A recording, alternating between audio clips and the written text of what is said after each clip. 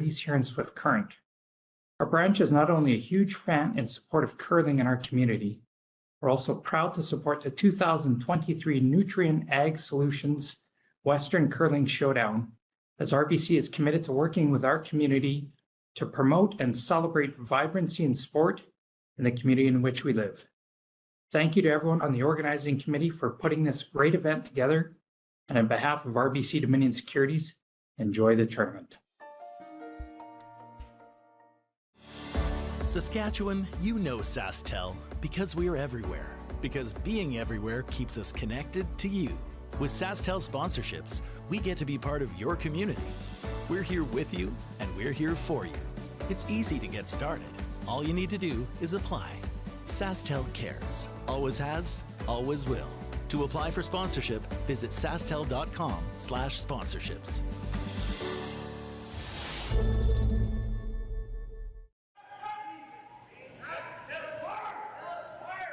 And a very warm welcome to you. We are in Swift Current at the Nutrien Ag Solutions Western Showdown.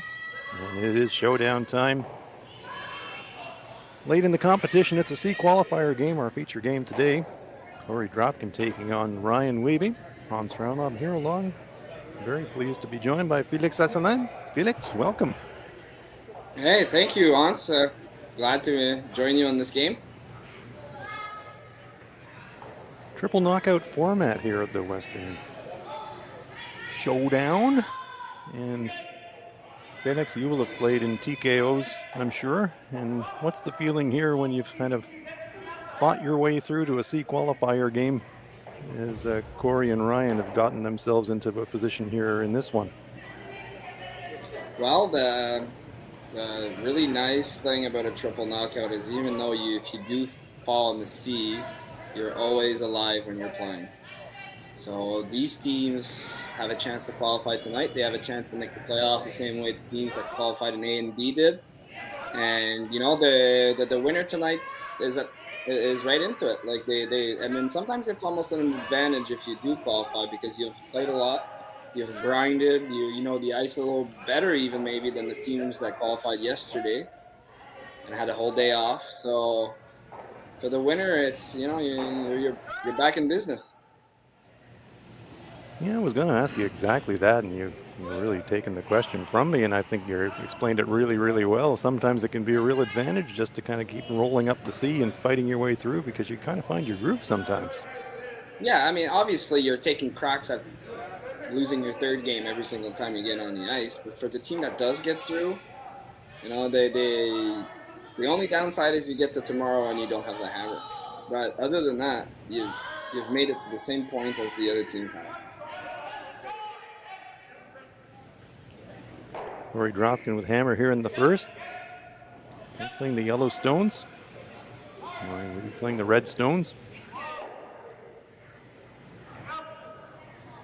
Korey likes to call his team the Young Bucks, but we've really got kind of two teams full of young bucks out here, don't we? Ryan Wiebe, you were telling me pre-game, FedEx young team you played against in junior times and are now making their mark in that very competitive province of Manitoba.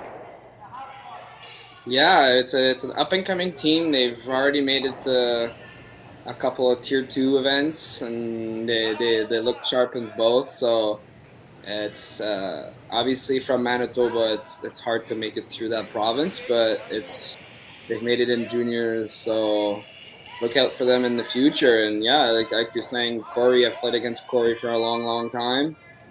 But in this case, I guess we're gonna have to call them the old Bucks. Exactly. Korey can't call himself the young guy anymore. No. That's always one of the worst things, right, of getting older, when the authority figures start looking younger than you, and now Korey, now he's like the grizzled veteran, eh? I mean, they're still really young, don't get me wrong, but compared to Ryan, they're older.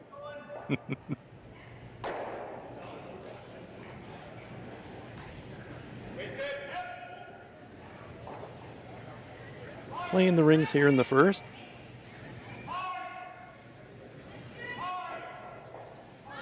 Yeah, I mean, he's got a chance to lie too, although if has this rolled out. Yeah, spoke too quickly, but They had a chance to light too, but it was a really tough chance for a deuce. There's still not much going on in this end, but you know, you always want to try and stick around, even if it's early in the end. You never know if it could stay like that the whole time.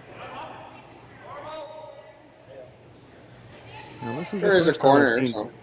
There is a corner. This is the first time I've seen Korey's team playing this year at Felix, and I've noticed that Andrew Stapera is calling the game and Korey throwing the forced stones. Has that been the alignment that has been customary for them, or is that a change that they've made recently? I think that this is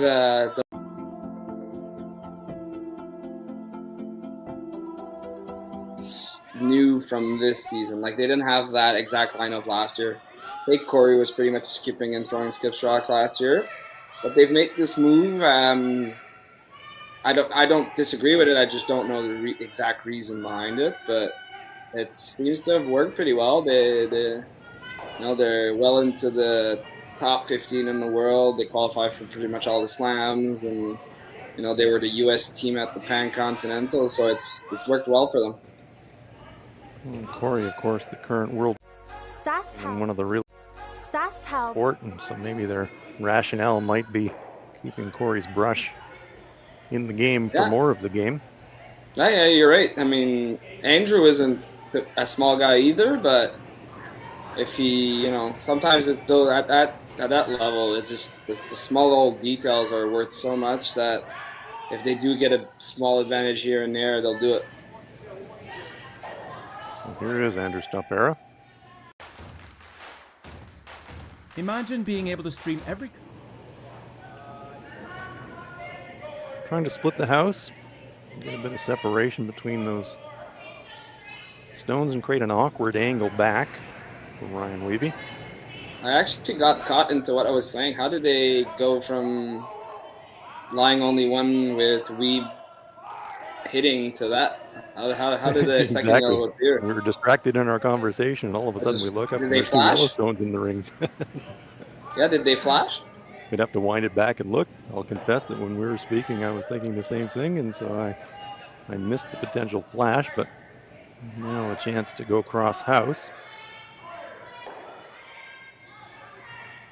Goes over the top. Yeah, now they can really split the rings, even one of them behind that corner.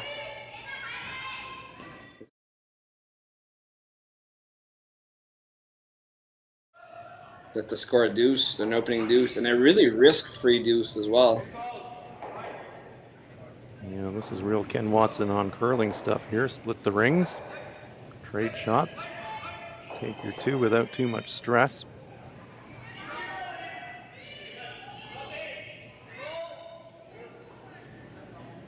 Andrew should have his draw weight dialed in. Went to the other wing on his first shot, so just has to navigate around the corner. Easily burying behind this corner even forces them to hit the other one. I mean, it's not buried, but it would have. Had they been behind it, they would have had to hit the other one. They still are, but yeah, they've certainly hidden the corner, and so that will definitely take the play to the open side. I think they're hoping to roll to the back 4. They still want to be shot so that Korey has to hit this one. And then hopefully it creates enough of an angle to bring a double onto their last rock. But you need to roll and stay shot, or else if you're not shot, Korey might just draw again, and then you won't have a double. And also the risk if he doesn't roll for a shot that Korey might just decide to whip another one around the corner and maybe press for 3 and take a small gamble. First things I don't know that they would do that, because that short run would then bring a force maybe in play. You don't want to ever get forced, so pretty sure they would just take a wide draw to the right side, and then they're really happy with an opening deuce. Yeah, 2 is always a good number in the first game, and that's for sure. There's the hit, there's the roll, but it is going to spill away.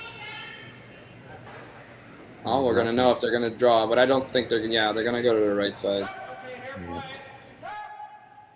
Keeping it pretty straightforward here in the first end. Korey Dropkin. Yeah, bearing a wide open miss, this is a deuce.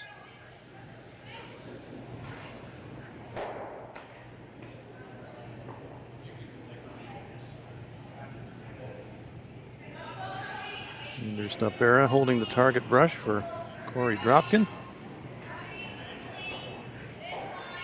When I'm dreaming, I get, that's what I have as a setup, is drawing to the wide side, and nightmares aren't quite the same, but the dreams, that's how they are. It's just, you just lob a draw to that white side and just grab a deuce.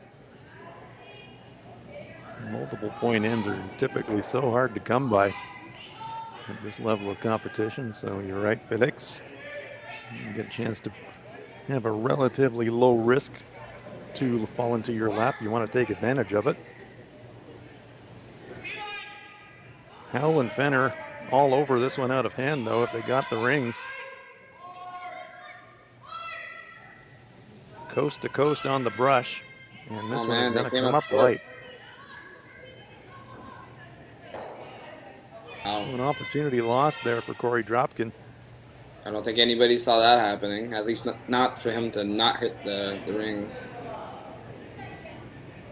I don't know that you want to come that close to that corner, but you could roll low for a force. But I don't think you want to risk it.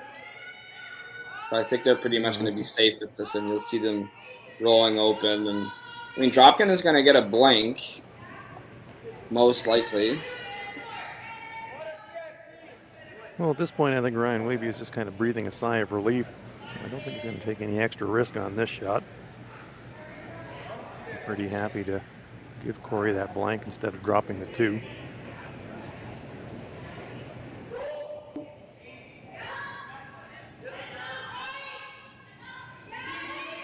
Got that Manitoba tuck, so that's always good to see.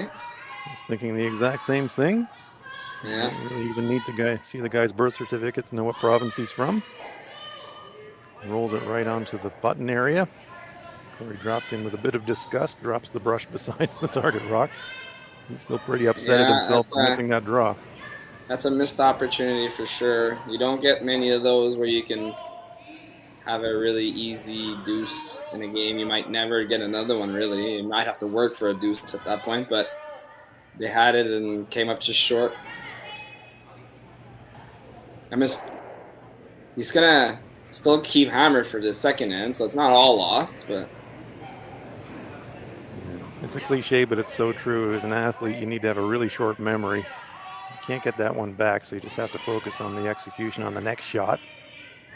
It's important that Korey throws a clean one here, but no, stuffs it. I know. It's a disaster first end for Korey Dropkin. Single point for Team Dropkin, but it's a point they didn't want after one end of play here in Swift Current. Dropkin leads it 1-0. Light up your love for curling with our customizable neon LED lights from Letterlands. Choose your new neon mixed doubles partner or make a statement with a neon curling rock in your window. Also actual Letterlands. Use discount code WHOA for 15% off. Only at Letterlands.com. We asked Saskatchewan what they know about 5G. More speed, more innovation. It's gonna make our lives a whole heck of a lot easier. This is what 5G looks like. Better, faster. Sounds like one more G. Sounds pretty good. I don't know what it means. All you really need to know is the future of 5G is here and will continue improving through investments in network technology. Swift Current is great because everybody that we do business with, we know on some sort of personal level. What I love about Swift Current is the vibrant arts and culture community. I really like Swift Current. We are not a big city, but the size of the city is really good and we have everything. Swift Current is a great sports town, great teams and great fans.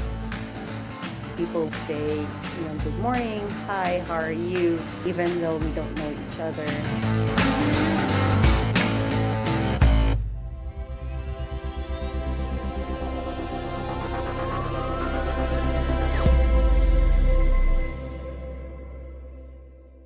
So with the impact to my business and income, will this delay my retirement? I know you're worried, Marshall, but based on the original plan we came up with, you're only about 6 months behind.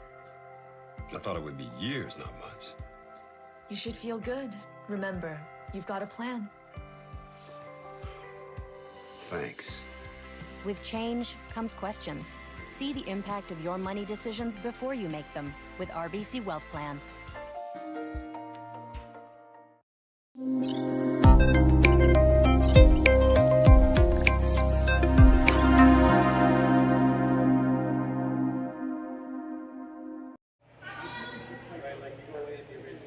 Welcome back to Swift Current.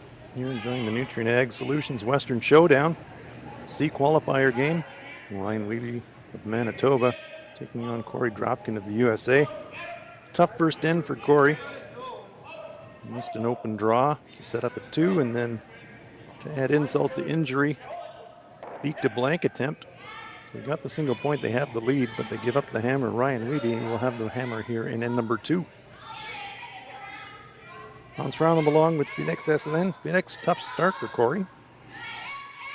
Yeah, I mean, he just underthrew his first rock, came up short of splitting the rings, which would have given him a fairly simple shot for his deuce, and then he stuck the peel attempt to try and blank. So it is a tough start, but the starting with hammer, and he still got one, so it's not like he still has the lead.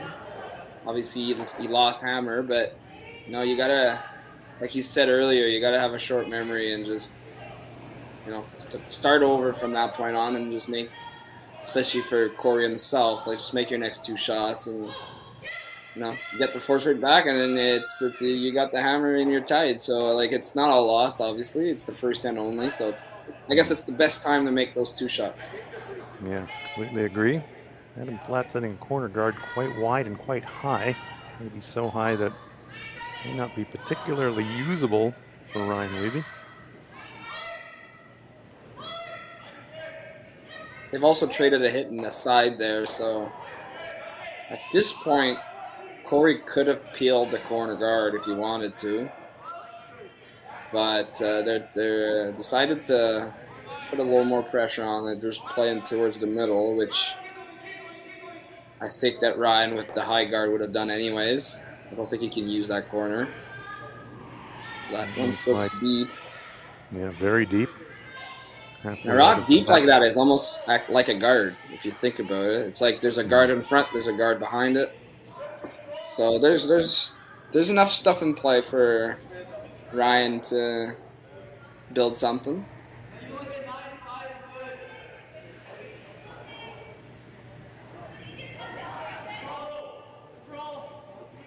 Sean Flat lines it up.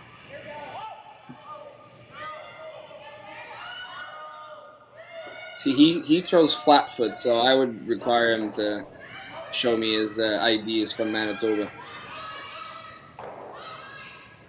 Yeah, that's kind of like a yellow card, isn't it? Yeah, it's like, not sure. He rolled out on the high side. That's going to give Korey a free chance to draw around the center guard. Sean asking his brother Adam what happened.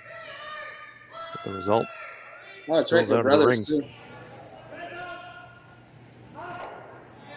I play with my brother as well. It's always a fun little thing going on.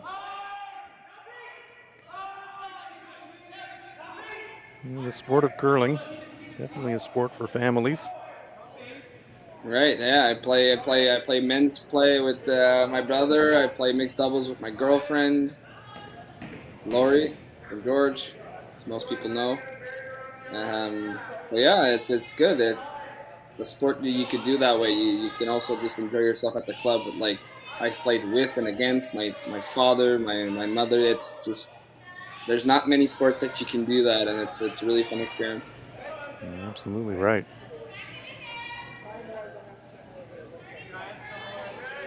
So Team Dropkin have got their stones really on a line along the center line here. Very well lined up. This one will be flying. So we're going to see some of that Manitoba smoke from Sean Flat. I think he has over-curled it, yeah. Just rips the top, opens it up.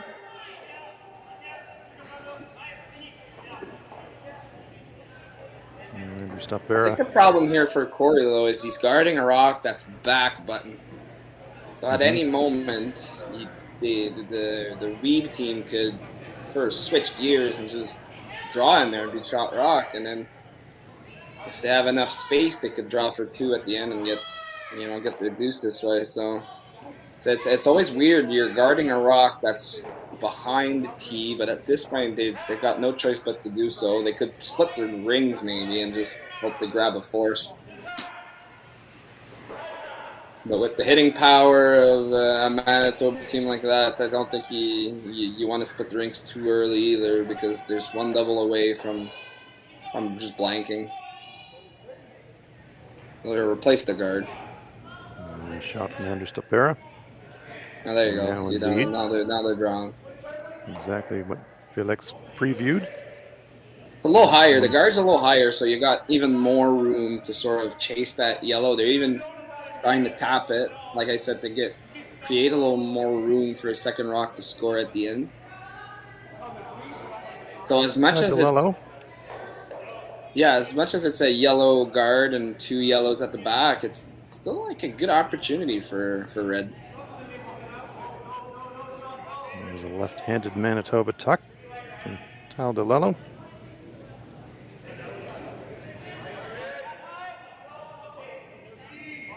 Looking to push this one back a couple of feet. Working hard on it. Yeah, the brother's flat going coast to coast. This one is going to be life and death to make it to the rings. Just outcounts the one in the back ring, so that's the small consolation prize, but they do block the path to the shooter in the process, and they won't be very happy about that. No, plus it acts like a nice guard on that yellow rock. You could also loop another one like they're calling right now, and then you got 2 buried. As much as it is in the rings, it would be better without it.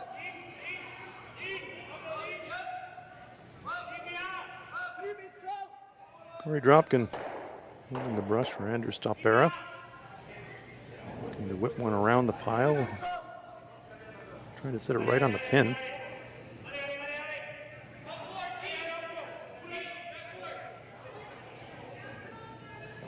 Sweepers are saying top 4 tee, so it's in the neighborhood. This one seems to have a bit more legs than that. This is close. Jumps on it. Oh, they're a little heavy. Go around it, calling an audible. Yeah. And all the way to the back ring. It's going to leave the same shot for Ryan, though. Like, he's still drawing there and be shot rock. So Tal DeLello getting a bit of a shot at redemption here, coming up short on the attempted freeze bump on his first one. Gets a chance to bail himself out if he can loop one around here and sit it in front of the shot rock. A bit of a hard time finding draw weight, I find, over the first 2 ends. I mean, there's the guard that Korey threw, a couple of heavy stones, a couple of light stones in this second end. So at this point, it's almost like the team that's going to find draw weight first could be at a big advantage. This is also heavy. Going to bounce off a fair amount. Just grazing the shot rock going by, but leaves it sitting 1. They do spill for second shot, so Tal DeLello just didn't range in. Bit heavy. That almost had hack weight. Yep.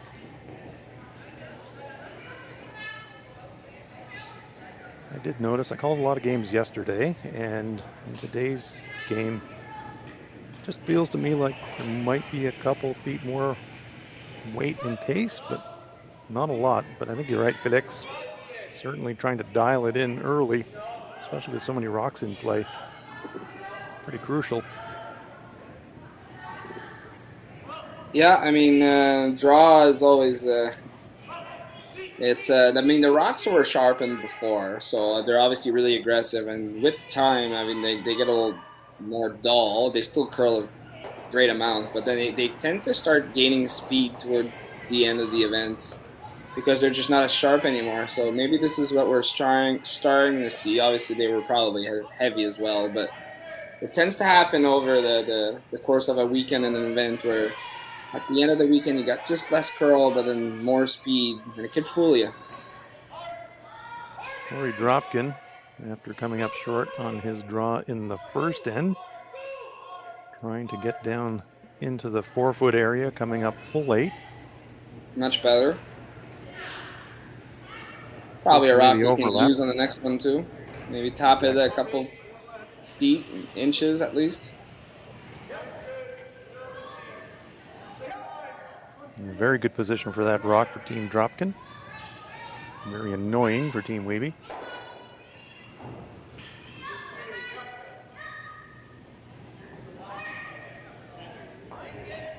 Yeah, as much as Wiebe wants to score, I mean, they got to make sure, as much as they want to score a deuce, they need to make sure that they get a chance for scoring 1.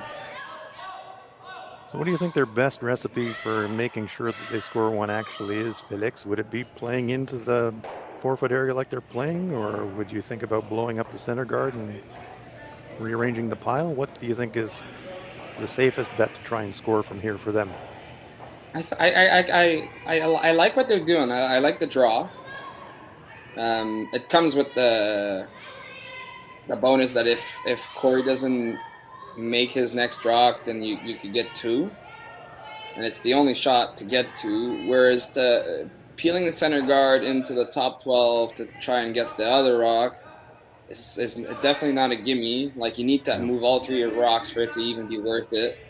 Yep. So I like this. He can find draw weight with this as well. So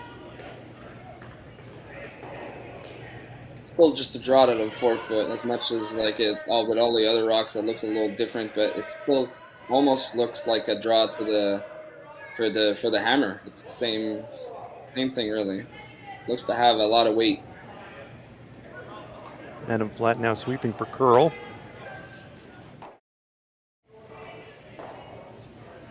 Gets a piece, pushes it back into the 8-foot, so they are shot.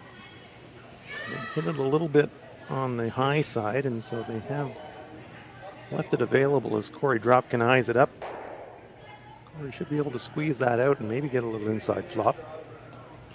You could get to the back button with this, and it's going to be hard to make a draw that's going to be better than this rock. The only thing you don't want to do is try too hard and clip the top red, and then it's if you hit this on the nose, you got your force. So you play for the nose, and if it comes into after the second hog line and you feel like you've got a good line, then maybe you do curl it, but don't touch that red rock. Yep, the roll's a bonus and a crash is fatal. It's a lot easier to say from here than it is to actually do it, but you almost want to throw for nose, and if you end up over curling it by an inch, then you get a really good result out of it. Korey just taking an extra moment here before he delivers and locking it in. The weight that he wants to throw in this shot, it's going to be delicate. Working hard on it already. Dropping the weight, of course, is going to move more. It's going to be flirting with that red, and it is all over it by the looks of it. So the early game woes continue for Korey Dropkin. Rex on that front red repositions them. Don't think this is shot for 3, but like I said, you couldn't touch that guard, and he almost even hit the long guard, like the yellow guard. Not sure what happened there. Korey doesn't normally miss by that big of a margin, so I don't know if something happened to that, but plus he never really had any weight. I don't know if he would have even removed that red rock with that weight. So golden opportunity here for Ryan Wiebe. Open hit. Yeah, that's two bullets that's been dodged by Ryan, and you can even have a 2-1 lead after this. Final shot of end number 2 is on its way for Ryan Wiebe. Looking to cash in on the misfortune of Korey Dropkin and punish it. And this one's tracking a bit. It's got a lot of curling to do. I think the backing is probably going to be good for that one, though. Yep. He's using his own as a saver. No problem there. Into the 4-foot for a second point. So Ryan Wiebe moves out to a 2-1 lead over Korey Dropkin after 2 ends of play here in Swift Current.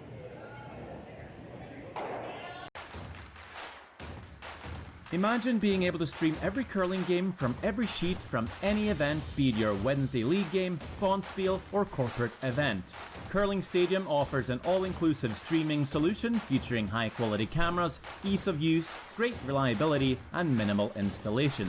Offering your sponsors customizable ad space on your streamed curling games and being able to sell video packages to your corporate events for increased revenue. With Curling Stadium, you can stream to any device, be it your mobile phone, tablet, or computer. Push the feed to your desired platform, be it Facebook, YouTube, or any other social media. Curling Stadium is simply the way forward. Where it's commonplace in other sports to televise every game, we want to do the same. Curling is a global sport, and it's time it gets the coverage it needs. Make your curling club the next Curling Stadium. Well, what do y'all think? Too blue? Not blue enough? Try this. Makes your eyes pop. This could be our best yield yet. And didn't we get this seed at a great financing rate? Yeah, we did. Iced tea? Great idea. Let's talk more about next year. I got some thoughts. And I've got some numbers. Nutrien Financial, financing that's in the field with you. SaskTel Be Kind Online wants to stop cyberbullying. Want in on the action? We award up to $1,000 for youth initiatives that help spread kindness and prevent bullying. What great idea do you have to help stop bullying? SaskTel can help. Go to BeKindOnline.com and apply for a grant today. Together, we can make a difference.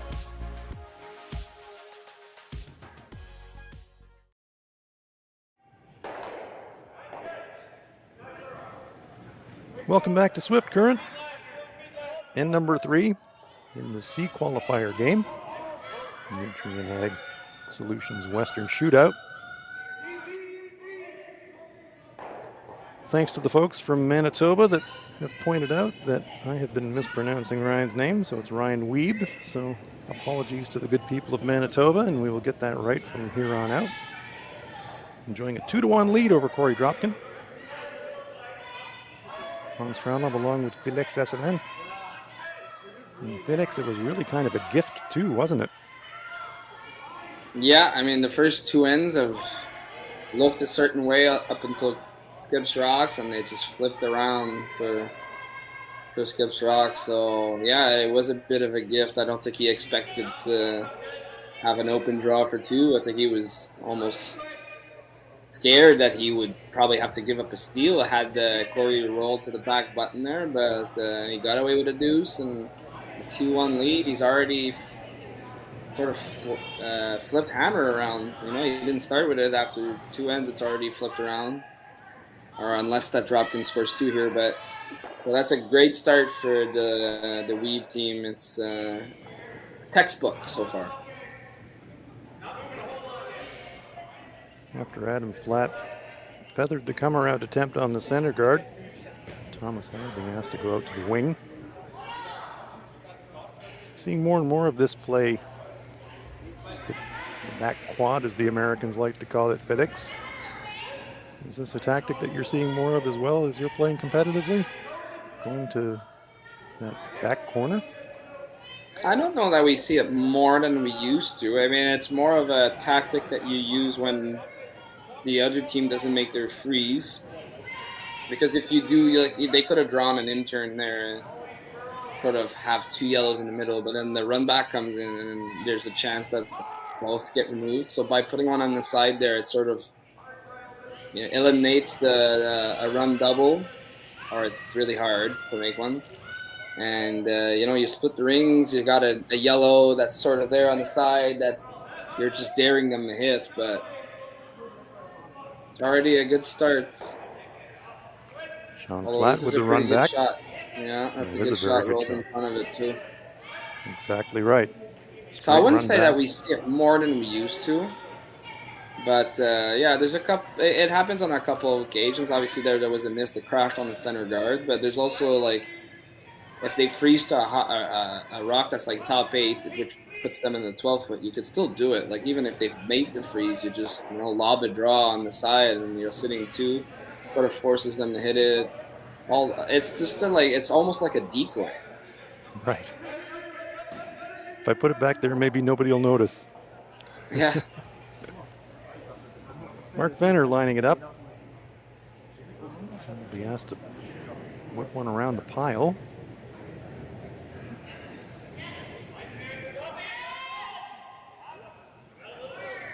Korey's put the hat on.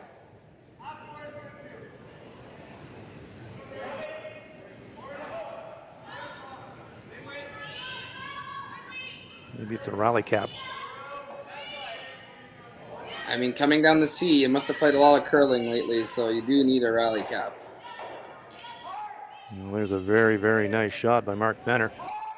Fully buried. And we've no hesitation putting the brush right on the center line. Said, Sean, you made the straight run back last time. Have another crack. Yeah, I don't know if they're tempted of dropping the weight a bit and maybe sticking it there, right there, if they ever can get the right angle. They seem to be throwing a lot of weight, but they're not. They're not. I like this weight choice. I really do. It's you're not going to stick around very often with a big peel. This one's got to curl up a bit, though. It's going to blast it through the hole, right through the uprights. Opens it up. I actually got the other yellow. Did click it off. A bit of a fortunate result there because they could have got the red rock.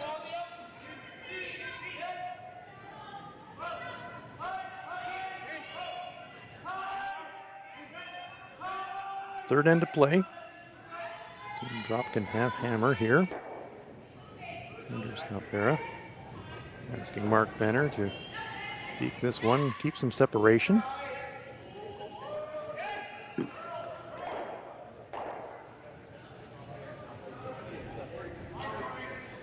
Need to curl. If there's somebody you want to try to make a rock curl, it's probably Korey Dropkin with the brush, but even he can't get it to move enough to stick around and stay in the rings, and that one will spill. It looks fairly straight with hit weight. Like, it's not busting hard, or at least not with the weight they just threw, which looked like something like board or control-ish. Looks fairly straight, so if you're a little out there, it's hard to bring those back. Ty DeLello struggling with his draw weight, but has a chance here to throw a hit.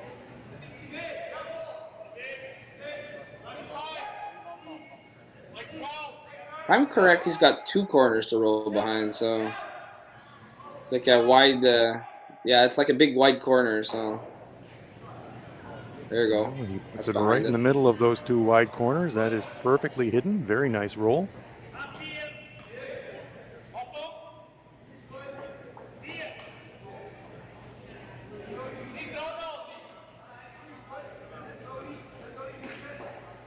Running a red into a red.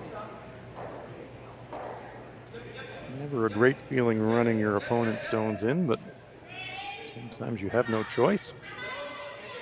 Always the risk of a jam and leaving your opponent covered. Yeah. That hit and roll rolled to a perfect spot. There's nothing else they can do than to run that red rock. Andrew Scalpera just blows it by.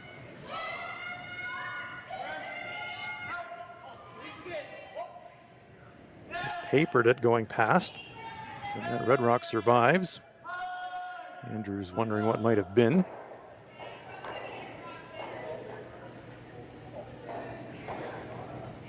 Looks like Ryan Wiebe is asking Ty to come up with the Colleen Jones Christmas tree, half around, half around. The right time of the year for that too. Absolutely, it's beginning to look a lot like Christmas. Yeah, other than the fact that in New Zealand it's a lot warmer of a Christmas than it is here. There's Christmas in New Zealand. There's Christmas all over the world.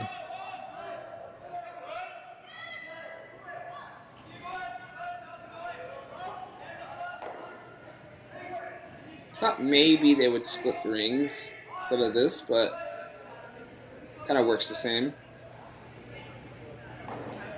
Let's sneak it half around. Stone delivered nearly fully buried. I think they can make the run double at this point. And the stone's just a little bit too close together. That was the only reason I thought about maybe they would split the rings to the other side. They make it correctly. There's no double, and there's no way of really making your next shot to be a double. So, whereas this one, if you really wanted to, you could probably hit close to nose on that guard, and they all fly. But it's a good shot nonetheless. I mean, they're lying 2, and there's still going to be a guard for the next rock at the very minimum, if there's not at least a red that sticks around. So a lot of discussion between Korey and Andrew. And they have arrived at the run back as the shot they want to play. Here it comes.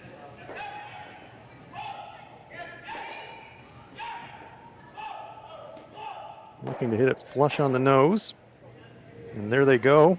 Great shot from Andrew Stopera. But as you said, Felix, they have left the guard up.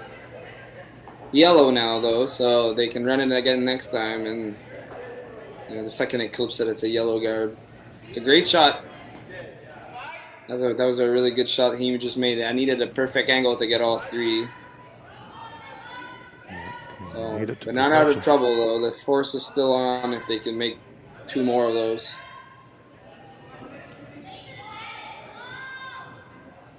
Now, what I'd like to know, if we get a shot of Ryan as he gets ready to deliver this stone, he's got a green corn broom, and I'm wondering who is still making corn brooms in 2023. I'm pretty sure that's an old one he bought somewhere, but I don't think anybody is still making corn brooms.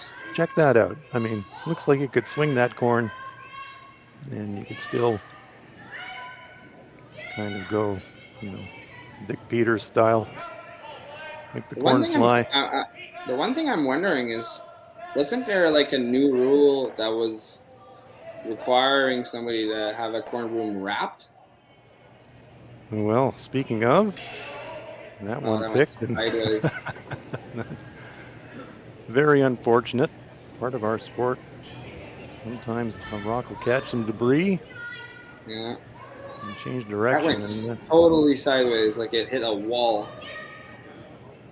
So very bad break there for Ryan Wiebe. Especially back now to that your point, Felix, around the corner. No, you're right. I mean, there are certainly rules in the sport around delivery devices. They don't have to be wrapped, but if you're sliding with the device like the one that Ryan is, what you absolutely can't do is sweep with it, of course. I just thought maybe there was a rule. I'm not too sure. I mean, I don't slide with a corn broom or anything like that, but I thought there maybe was a rule. So, like a guy like BJ Neufeld now has this sort of black cover around his. Yeah. Sort of same for Matt Dunstone. So I don't know. Maybe there is a rule. Not too sure. But that was probably just bad timing. I just said that, and then it was a kick, but probably just luck or bad luck, really. Bad luck, yeah. Very bad luck indeed. Chance for 2 now for Korey. He makes this.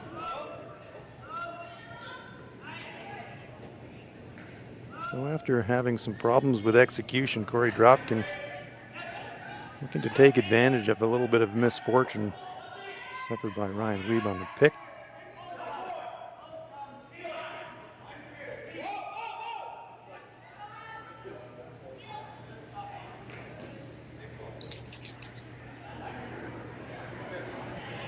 That one nestling its way in there comfortably behind cover, so that'll help Korey's confidence. That's position A. Very nice shot.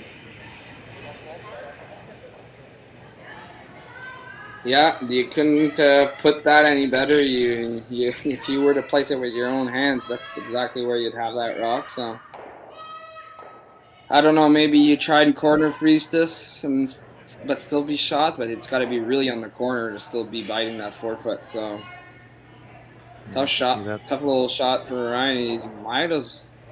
He could look at the running that guard. It's almost as hard than it is to corner freeze that. I guess the thinking is, you missed the run. It's the easiest of 2s, and you try the corner freeze and you don't make perfect, at least you cut the rings down a little bit. But now maybe they have settled on the run after all. I think you're just thinking that the other team won't miss an open shot to the forefoot, so you want to take it into your own hands and make your shot. I mean, if they make this this run and they don't stick it yellow into yellow, then they will have the blank. Like it's a guaranteed that they do have it. So at least it's into their hands of making that shot. Whereas the corner freeze is already hard in the first place, and even if you do, like the other team still gets two.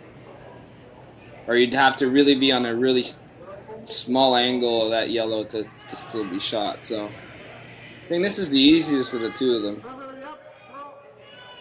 Ryan Wiebe suffering the pick on his first stone. Trying about an 8-foot run to try and pick the stone off the edge of the forefoot. Huge weight. Hammers it, plants it, sticks around. So even though he threw it at vapor trail speed, just plants it and stuffs it, so it will be a free draw for two for Korey Dropkin.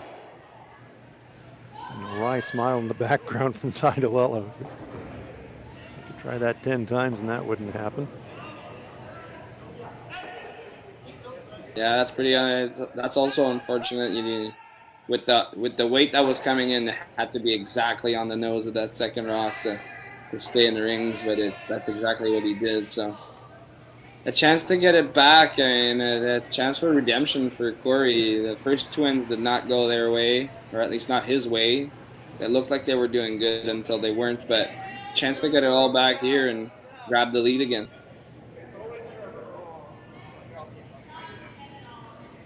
Just needs to hit the paint. Howell and Fenner on it out of hand. Pretty routine here. They're just walking it in there. Korey wasn't going to come up short twice. Exactly. Very nice shot from Korey Dropkin. Full 8-foot into the top of the forefoot to cash in the pair. So teams trading pairs here early in this C qualifier game. Korey Dropkin now leads at 3-2 as we head for the fourth end in Swift Current.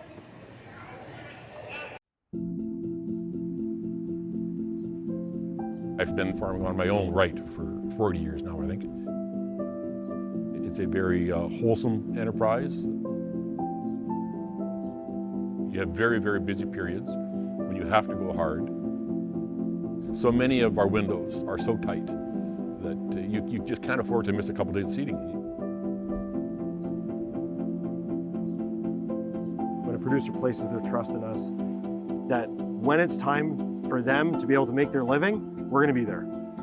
That's a tremendous responsibility that is not a one-day-a-year thing, right? In order to actually deliver on that, you have to build your processes and you have to build your team and you have to have a mindset of operational excellence, because there's a lot of things that can go wrong. And it's our job to make sure that they don't go wrong. Or if they do go wrong, that we can fix it before it affects our customer.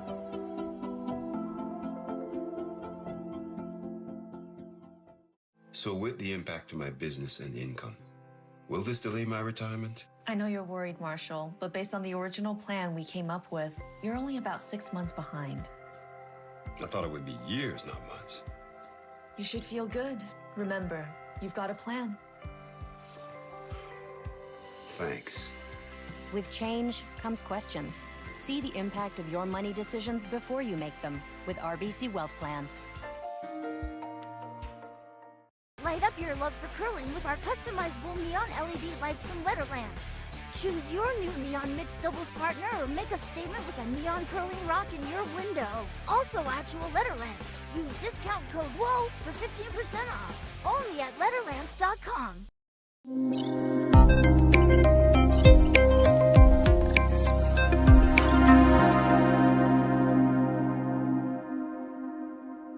Local commentators, but right, we are back in Swift Current, and thank you for joining us. We are at the Nutrien Ag Solutions Western Showdown, fourth end of play. Ryan Wiebe and Korey Dropkin. This one's gone back and forth, and there have been uncharacteristic misses. There have been a bit of bad fortune. Ryan Wiebe picked up on his first shot in the prior end. And they take hammer here into end number 4. Hans Fraunhob here with Felix Asselin. Really enjoying your company, Felix, and your perspective. Yeah, I mean, I've been enjoying doing this. This is my first day of curling commentating ever. I've done only one game earlier today with my friend Sam Steed from Ontario. So yeah, I've been really enjoying myself doing this. I think I still like playing a little better. So I won't be into the booth anytime soon, but I'm enjoying my Saturday, meeting new people and just talking curling. Fantastic. Well, I'm sure this won't be your last appearance behind the microphone, Felix, but yes, we're very happy to see you on the ice competing and playing with such distinction. Yeah, I just love playing curling. I'd play every weekend if everybody allowed me to, but it's always been my thing. I just love it. Pretty evenly poised game now. Yeah, I mean, so far I find this game is a bit of a grind for both teams. It's not been perfect, but this is exactly what you want to see from a C qualifier. It's two teams grinding it out and making some nice shots, and good for us. We've got a close one. Yeah, it's almost like a game of Survivor, isn't it? You're fighting your way to kind of stay on the island. I used to watch that show a lot. I watched it for God knows how many years. But yeah, sometimes when you kind of come up with an ugly win in a qualifier, it's more memorable than kind of skating your way through the A all the way to the podium. I'm not sure it's the case, but maybe some or all of those teams that are in the C played 3 times today. So it's definitely possible that this is their 3rd game, and sometimes those are tiring games. The first 2 are really impacting the 3rd one, so it's it is a grind. But the team that wins this, like I said earlier, is through to tomorrow, into the money, into the points, into everything. So it's worth it. You just got to put your mind into it for a 3rd time today. Sean Flatt delivers. Yes, the winner of this game will enjoy their refreshment tonight. That is for sure. And reset to do it all over again tomorrow. Against a team that hasn't played all day. That's right. Not sure what there is to be seen in Swift Current, but they must have went somewhere.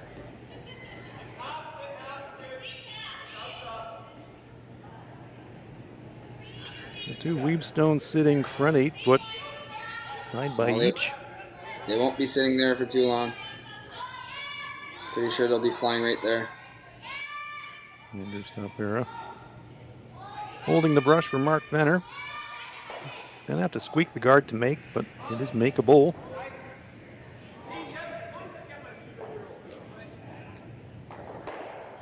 Not laying a brush to it yet. This one is well clear of the guard. Removes 1, spills inside, gets a tiny little bit of an overlap on the red and nudges it a fraction.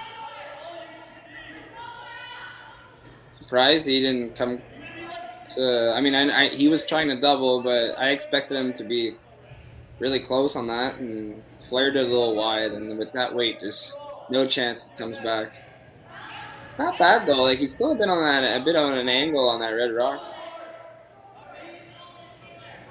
Creating a little bit of puzzlement for Ryan Wiebe.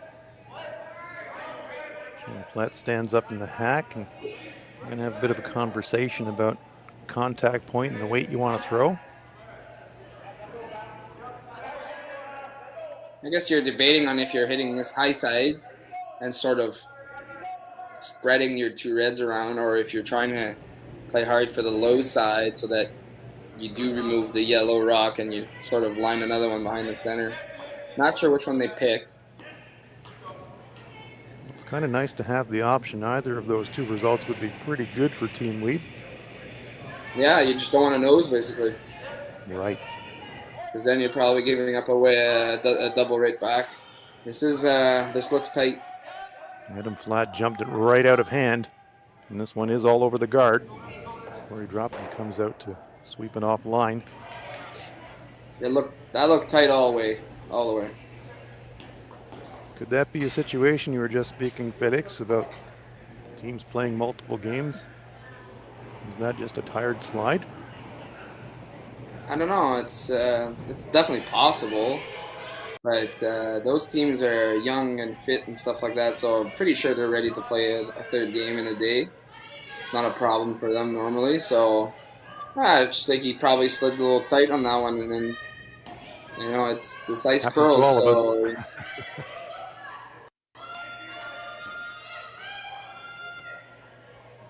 So the guard is gone. Weirdly, it's a hard red to remove. It's in an awkward place for Andrew Stapera. And he's going to throw a big weight.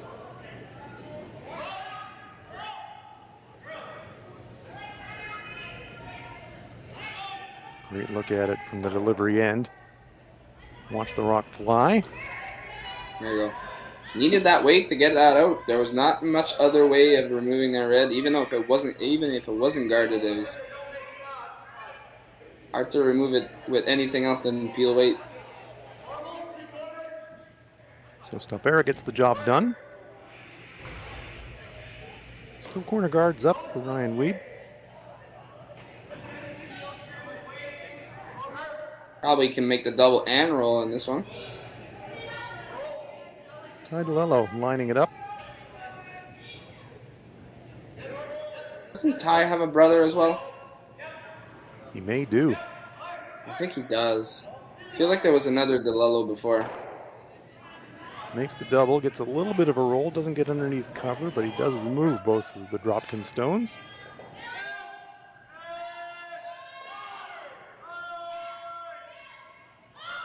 He thinks we can still get inside on that one and duck under cover.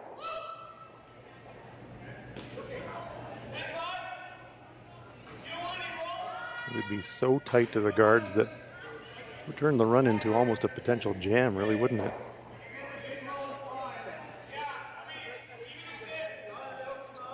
Yeah, I'm not sure you want to roll the way behind here because say you do and you slightly over-roll it, it's a fairly easy double anyways, and you don't ever want Ryan to decide to draw around everything anyways, so maybe you're better off just nosing this and trading hits. You've got the blank if you're Korey at this point. Now sweeping for Curl, so he is looking for just a just like that. I think that's actually better than rolling all the way behind. Yeah, leaves it in a good place, chokes off the come around. Have to hit the open rock. So yeah, I think that as much as you would think that rolling behind would be great, first of all, it's such a short run. If they decide to make the double, they most likely make it. But if you rolled behind, say, like the middle of the two guards, maybe Ryan just changes gears and just draws instead, and he could get two still. So yep. This is pretty much the better roll they could have made. Ty DeLello is in turn, left-hander. That's right, that was an intern. Hits and spills, goes out to the outside part of the rings. Apparently, you need to say counterclockwise and clockwise now. Exactly. That's it. I find those hard. I feel like I have to school. think about a clock every single time I need to say it. Totally. I'm exactly I still the same. say intern and outturn. Yeah, me too. The officials tell me that all the time at curling competitions, counterclockwise, don't want to be discriminatory against the left-handers. Well, no, but, left-handers can throw out turns too. It just goes the different way.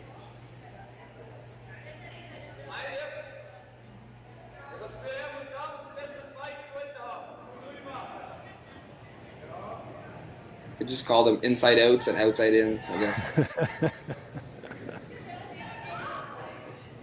Well, we can call it as a shot well made for Ty DeLello. He spilled it all the way over to the wing and takes the play away from the guards.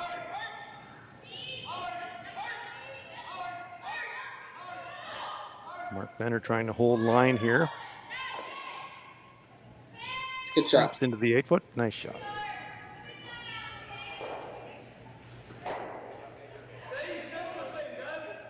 Would you ever be tempted to rolling all the way across? Boy, oh boy, it's a long roll, but it is pretty high in the house. There's not a ton of risk in that, is there? Well, you don't want to roll out because then it's Korey's coming in behind this corner, so you want to stick around. You definitely want to be in the rings after this shot. No doubt about that. You're already hitting like half rock to even roll behind all the yellows, the two corners, so you don't want to hit a third and roll out. So I don't know. I'd be tempted at just nosing this. I think take your blank and move on. Don't want to roll out, that's for sure. Yeah, maybe if it's later in the game, you think of just ducking around the corner yourself and trying to manufacture two that way. But in this situation, early, Ryan is electing to play the open hit.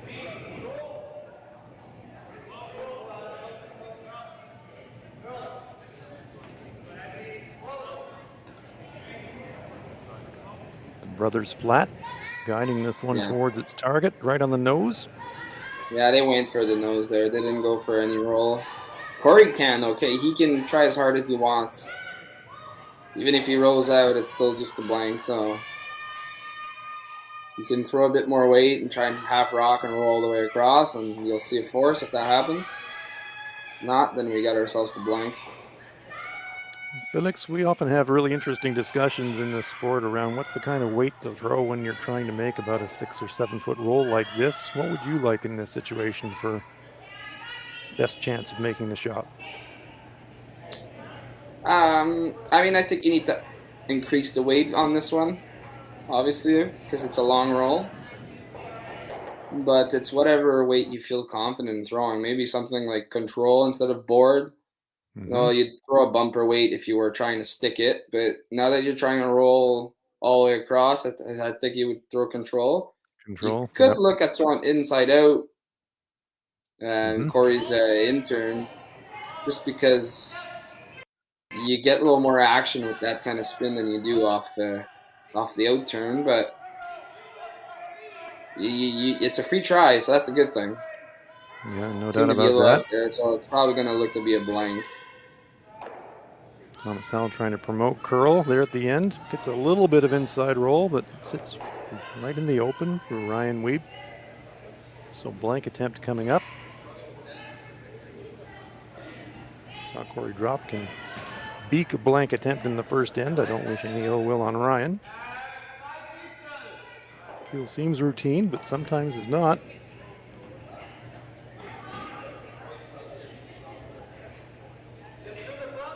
That's weird how many, like, you feel like you should make 100% of those, but you don't, so everybody misses those once in a while. Mentally, you're always thinking when you're in the hack in this situation, can't gas it. So sometimes you subconsciously pinch it and you wind up beaking. No beak there from Ryan Wiebe. Perfectly executed peel for the blank end. So we head to the halfway point in this C qualifier game. It's a really tight one, a very exciting contest. Korey Dropkin leads it by a score of 3-2.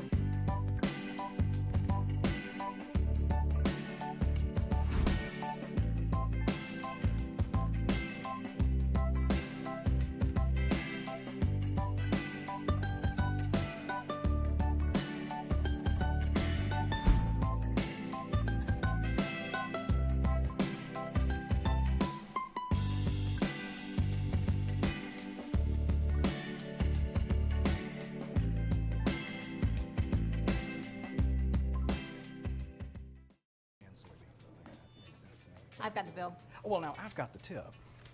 Standard tip increased 2% this year. That's why I keep you around. So, corn's looking great. Well, our crop plan is working. And we locked in that input financing at the perfect time. Well, what do y'all think? Too blue? Not blue enough?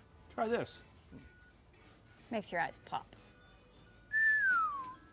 This could be our best yield yet. And didn't we get this seed at a great financing rate? Yeah, we did. Iced tea? Great idea. Let's talk more about next year. I got some thoughts. And I've got some numbers. Nutrien Financial, financing that's in the field with you. An English stream game. Welcome back.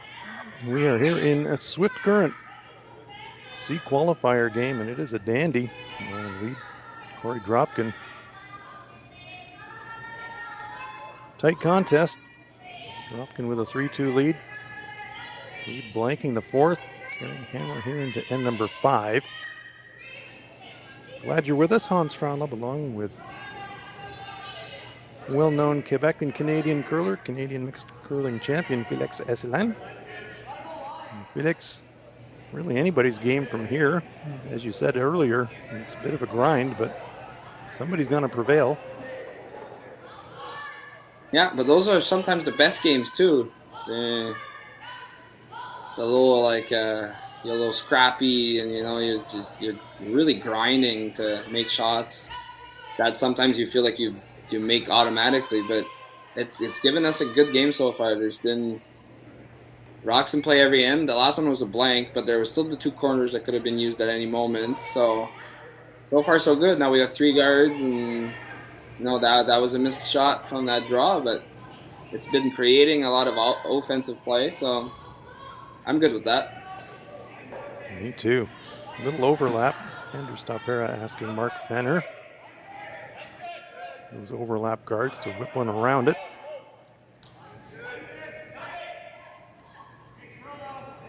Korey Dropkin pivoting now to try and sweep for curl. Looking to sink this one between and behind the overlap. That's a good shot. And that is a good Top shot. 4. Ryan Wiebe eyeing it up. So he's trying to find the angle that he can hit that red rock hard into the yellow, and it'll spin hard, and it'll just stop spinning into the rings, which then means that the yellow rock will be wide open, and then there will be a red rock in the rings. So he's trying to find that angle. You don't want to hit it too thin there, else the red just stays there as a good guard, and you don't want to hit it too much on the nose, or else you lose the red rock. He's just trying to find that angle, and there is an angle where you can make sort of both shots. Trying to hit the red rock on the high side, about 3/4, do you think, Felix, and get that spin you're talking about? If I had to be precise, I think I would say 2/3. Mm-hmm. I think 3/4 you'll lose the red, it'll go through. It also depends on what weight they're throwing. Exactly that. It doesn't seem like they're throwing too much weight, so maybe 3/4 is the right weight. Idolella now sweeping for curl. They are definitely trying to save the red one, but this one has got a ton of curling to do. It's just going to punch the yellow sideways and leave the red stone sitting squarely on the center line. Andrew Stopera says, "Thank you very much. We will stack him and rack him." Asking for a long center guard.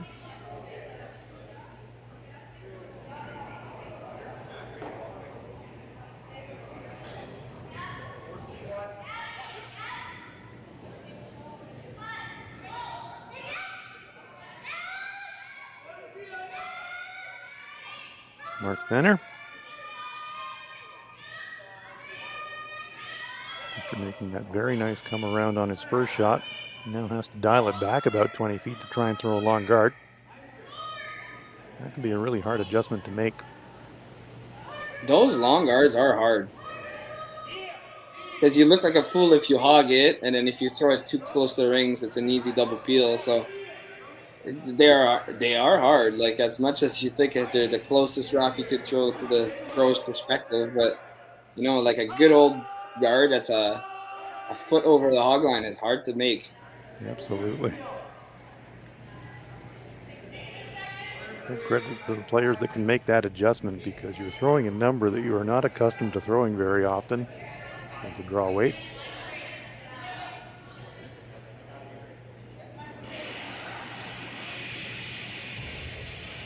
Sean Flatt being asked to rearrange things in the front of the house.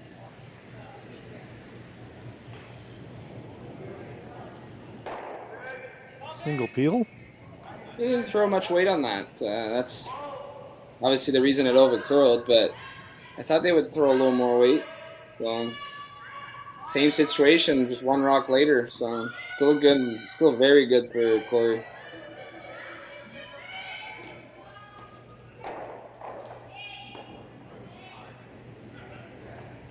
Andrew Stopera now down to the delivery end. Calls the game for Team Dropkin, but throws at the third position.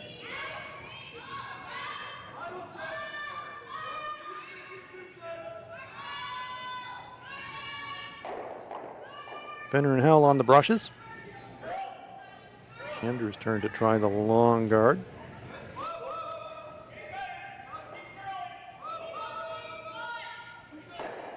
Korey says lay off, sweeper say no way.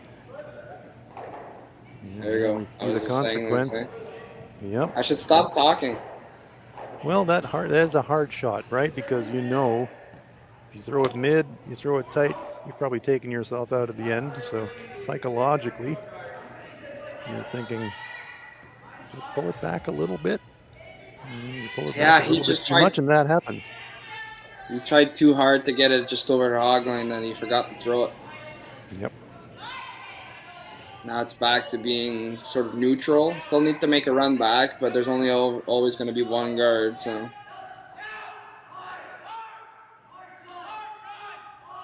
Delello trying to plant one straight back. Overcurling a fraction, but he's going to get a piece and remove the stone.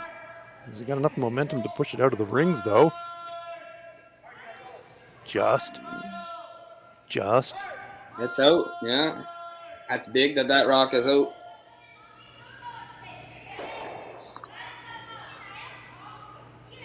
Reduces the risk of having to have that as a saver in a force situation, so very big that that's off the rings.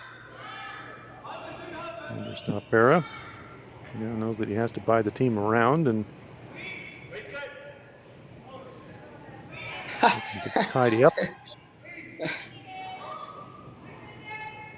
Isn't that your rule, Felix? It always was for me. We've done that at the club back when I was playing at the club. I don't anymore, but yeah, we used to do that. That or a flash. Or like a silent takeout. Oh yeah, well, gosh, on my Makes no noise. On my teams, if you were buying rounds on silent takeouts, it would have been, you would have to call the cab early. Yeah, I mean,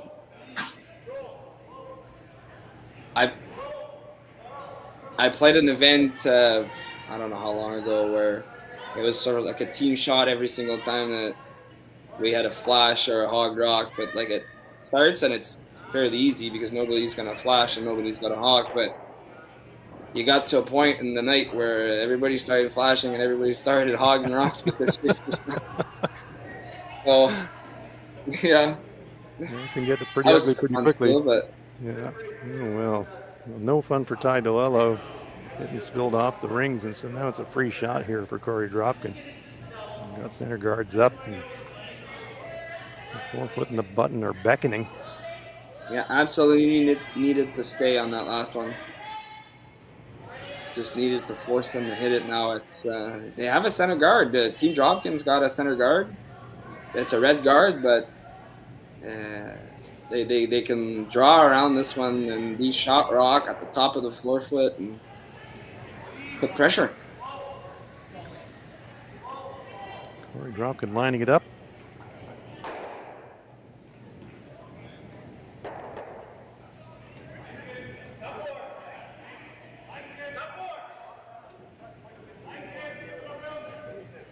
Mark Fenner on the inside brush.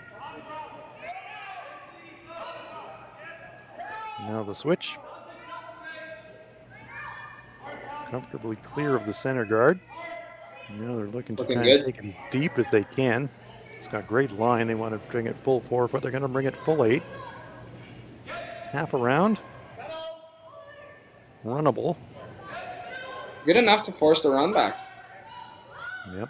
Buried just enough of it that they can't just chase it, so they're going to go for the run back. You need to make this or else you're going to get forced. But you can make it where you're sitting shot rock behind your own rock, so those can be tricky if you're throwing a draw around that guard. You've got to know that the other team can make that run back off their own rock. If it was a yellow guard, then it's a totally different story, but they can stick this one or even behind the other two rocks and they'll score too. So big chance here. High degree of difficult shot for Ryan Wiebe. As Felix said, possibly an opportunity to plant it behind cover as well. John Platt trying to hold line. There's the hit, there's the plant, and there it is. Perfect shot. Ryan Wiebe, that is a pistol. Great shot. Dropped the weight a little bit to try and stick it, and that was the perfect angle.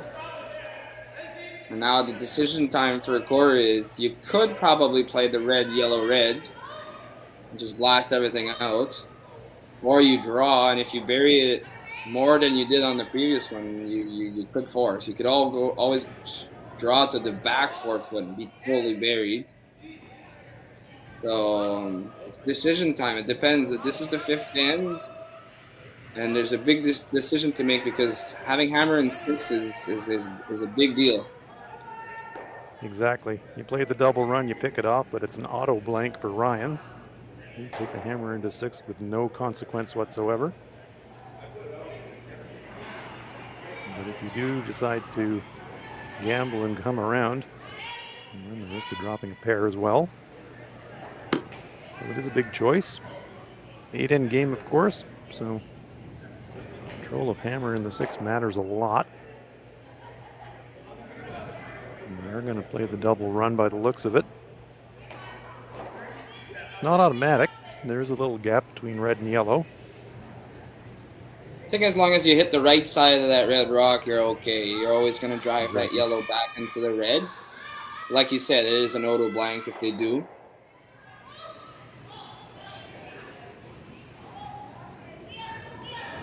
Korey Dropkin wants to hit it on the brush side of the red target rock.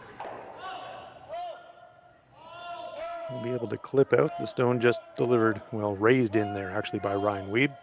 Won't be able to stick around though.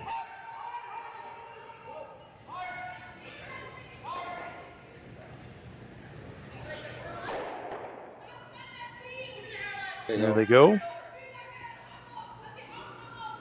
Nice shot. So now obviously they're gonna take their blank. Now I've got a nice question for you. Go for it. So before this end, the Ryan Wiebe had 40% chance being 1 down with 4 ends left to win the game. Now that they blanked the end, do you think those odds drop? They go higher or they stay the same? Gosh, that is a fantastic question. And I do not have the analytics in front of me, so I'm going to get this wrong 100%. You'd have to say, why are they kicking that stone off the back ring? I wonder. I guess everybody listening can make their own line. I'll give the answer after.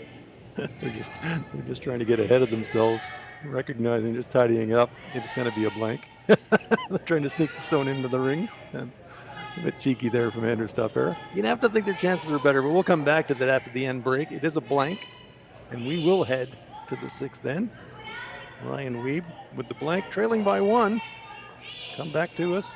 We're at the Nutrien Ag Solutions Western Showdown from Swift Current. Light up your love for curling with our customizable neon LED lights from Letterlands. Choose your new neon mixed doubles partner or make a statement with a neon curling rock in your window. Also actual Letterlands. Use discount code WHOA for 15% off. Only at Letterlands.com. We asked Saskatchewan what they know about 5G. More speed, more innovation. It's gonna make our lives a whole heck of a lot easier. This is what 5G looks like. Better, faster. Sounds like 1 more G. Sounds pretty good. I don't know what it means. All you really need to know is the future of 5G is here and will continue improving through investments in network technology. Swift Current is great because everybody that we do business with, we know on some sort of personal level. What I love about Swift Current is the vibrant arts and culture community. I really like Swift Current. We are not a big city, but the size of the city is really good and we have everything. Swift Current is a great sports town, great teams and great fans.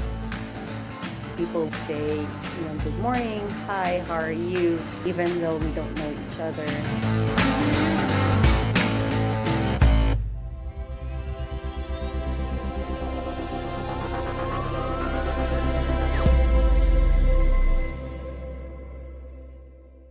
So with the impact to my business and income, will this delay my retirement? I know you're worried, Marshall, but based on the original plan we came up with, you're only about 6 months behind. I thought it would be years, not months. You should feel good. Remember, you've got a plan. Thanks. With change comes questions. See the impact of your money decisions before you make them with RBC Wealth Plan.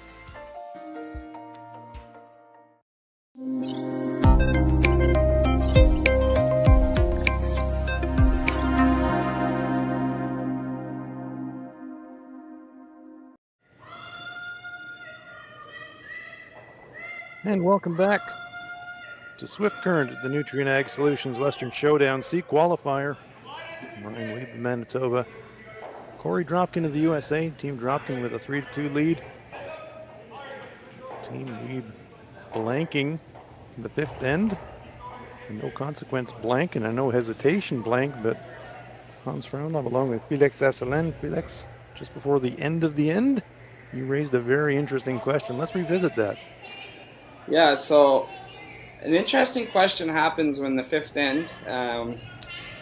So what do you think would happen to the odds of, in this case, the Ryan Wiebe team, the team with hammer, now that they've blanked the end? So before that end, they had 4 ends left. By blanking it and having 3 ends left, what happened to their odds of winning? Did they increase, did they decrease, or did they stay the same? That's a fantastic question. And so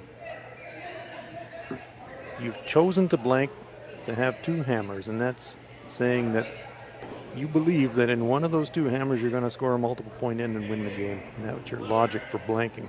So that's the conventional wisdom logic, but I get the sense, Felix, by asking the question, you might have increased your chances, but if you have, maybe it's only fractional, because one thing that analytics has taught us in curling is being ahead on the scoreboard at any point of the game matters more than you think. So why don't you please explain what the numbers are telling us? So like I said before, you had 40% chance of winning that game before that end started. So even before the fifth end had started, the best odds were in Korey Dropkin's chance. But by blanking this end, the Wiebe team has actually lost 2 to 3% chance of winning the game. So they did decrease their chance of winning the game. It's very interesting. It's a small amount, but it is to consider. Like, they were better off scoring 2. Obviously, they weren't better off scoring 1.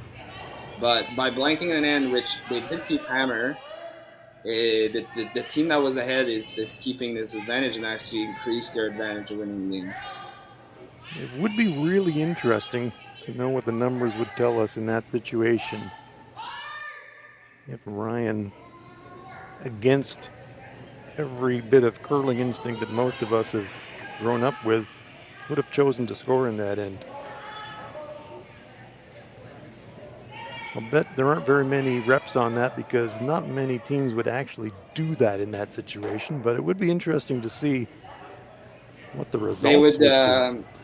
So, obviously, if he wouldn't have ever done it with the situation, because he could have just thrown his rock through. But say he was forced to take one, say there was 5 Dropkin rocks around, he needs to take one. Yep. His odds would go from 40% to 29.5%. Right, so the odds would drop. So that would be a big drop. That would be a really big drop, because then you would have the hammer Dropkin would have the hammer tied in the 6th end, which is one of, if not the most important end to have hammer in. Exactly. So obviously at that point he would never draw in the rings for his point, but say you were forced, you would lose a lot of your odds of winning. Right. Well, that does make instinctive sense.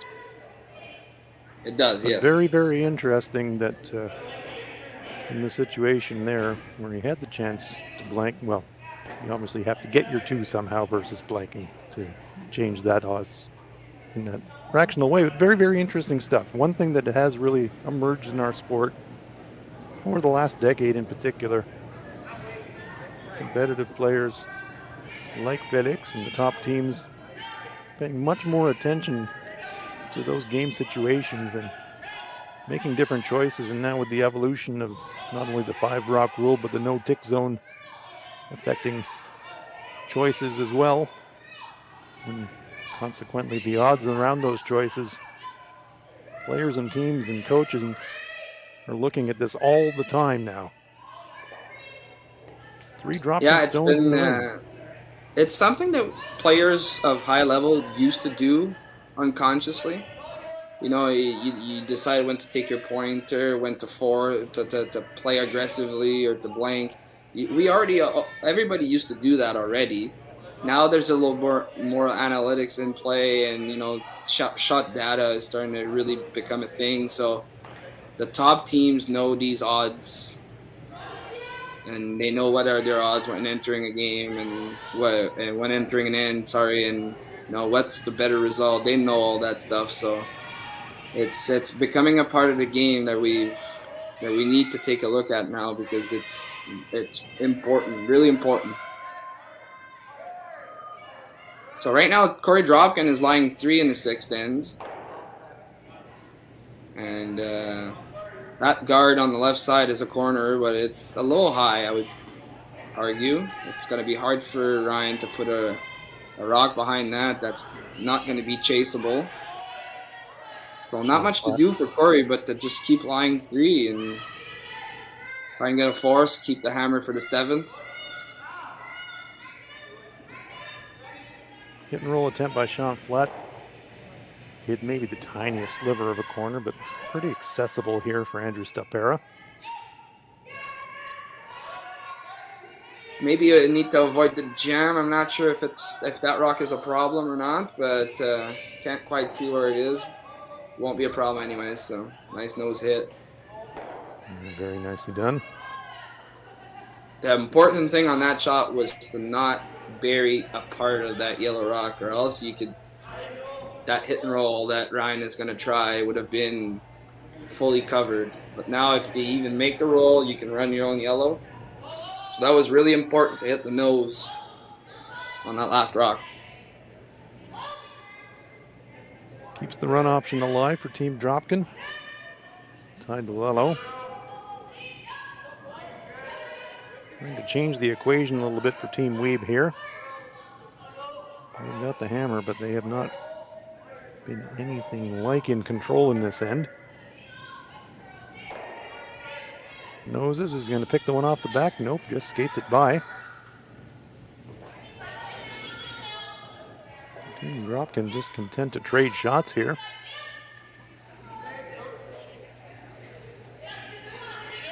Ryan Wiebe in the background, looking at that corner guard and the stone behind it.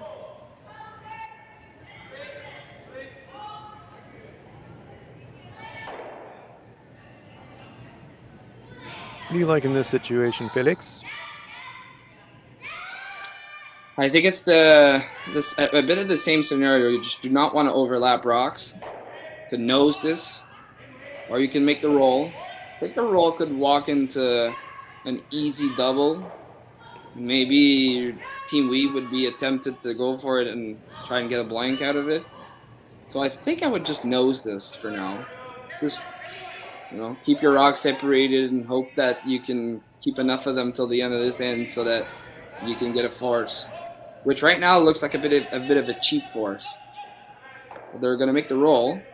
And they do get the inside roll, and they kind of go edge to edge. And 2 stones around the corner guard. A bit awkward to deal with. That's exactly what I was talking about. Like, now you could draw around that top yellow rock that just rolled, and there won't be a way of running it back. So it's a bit like you created a guard by rolling overlap to another yellow rock. So stopping a foot short of that or a foot further would have been a better result for the U.S. team. So Ryan Wiebe is going to ask Tao DeLello to try and tuck behind those overlap stones in the front rings, but he's treating them like guards.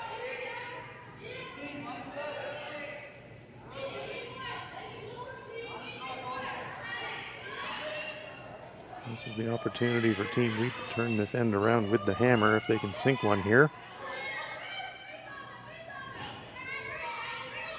Pretty good looking rock. Sweeping it deep to try and promote curl, and they go to the back of the forefoot, fully hidden. And there you go, absolutely right, Felix. We're acknowledging the shot. Can still get out of this one, but they're not going to require a freeze instead of an open hit like they had before. So they've kind of made it a little tougher on themselves. Yep, we go from low degree of difficulty shots to high degree of difficulty shots in a heartbeat. And that's curling too, eh? You're always trying to keep the easy shots for yourself and give the hard shots to the opponent. And very rarely does the team playing the harder shot win the game. You're absolutely right. Back in the day for my team, my thought was always when I'm trying to set an end up, if I can force my opponent to spend 2 shots dealing with one of mine, I'm going to win most of the time. That's right. I've been reading the comments on the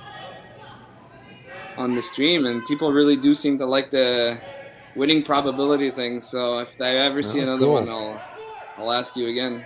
Well, I'll tell you what, let's reset that after this end and the smoke clears and reassess what the probabilities are no matter what the result, okay? Okay. Glad you're enjoying it, and glad that the fans online are enjoying it as well. This one is going to slide to a corner freeze and a slight bump. Is there enough room for Ryan Wiebe to squeeze that one out? Still 2 Wiebe rocks, so you don't need to bounce it right away. You could probably just like tap it 2-3 inches to sort of free it up. Mm-hmm. And then a hit could probably remove it. But right now, I think it's just enough buried that you might not want to make a play on it right away. Maybe you could. You probably could. If it curls in nicely, you could probably get a little low side and think freeze and sweep. Still gives up the freeze to get out of jail.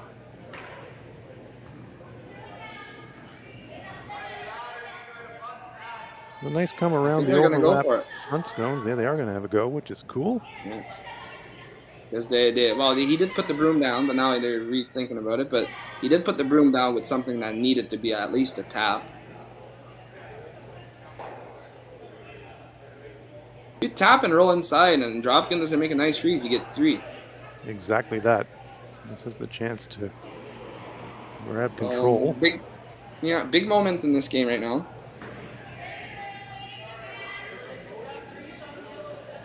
As they say in your province of Quebec, Felix, absolument. Like the French. Merci beaucoup. I was hoping to get maybe Schwaller's game if they ever had one. I would have been the only one understanding. Trying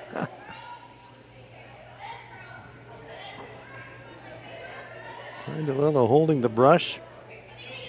Ryan Wiebe.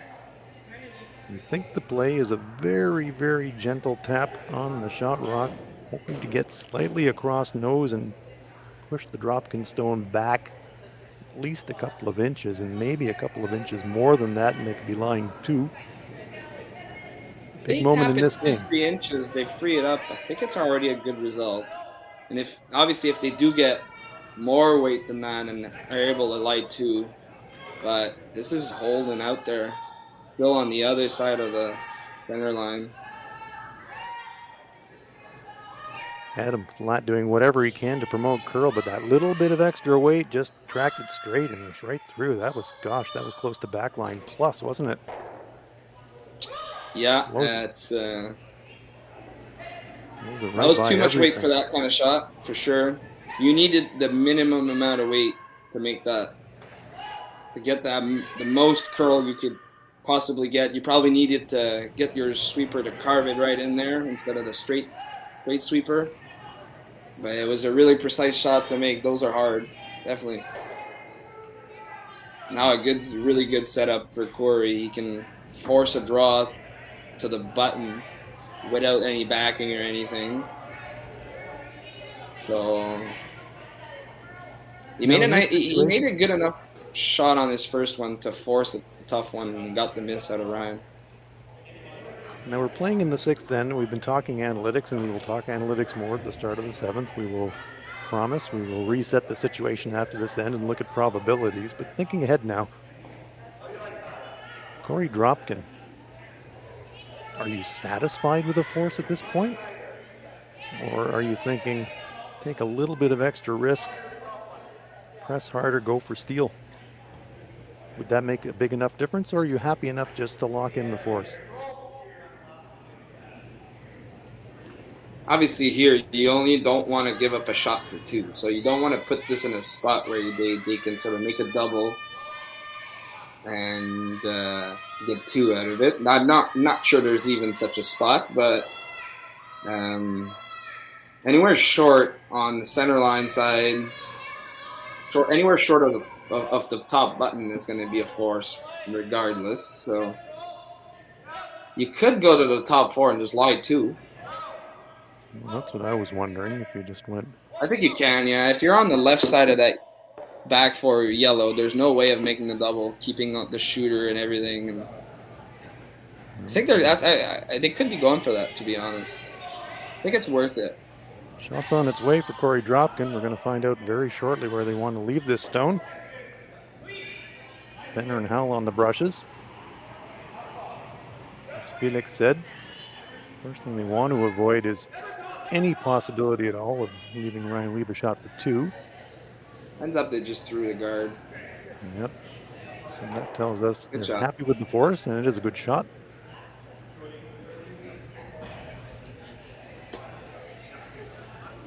Broom taps the ice, mid 8 foot. And Ryan Wiebe will need full 4 foot to tie the game up. It'll be an important force for Team Dropkin. Give them hammer in the 7th. All tied up.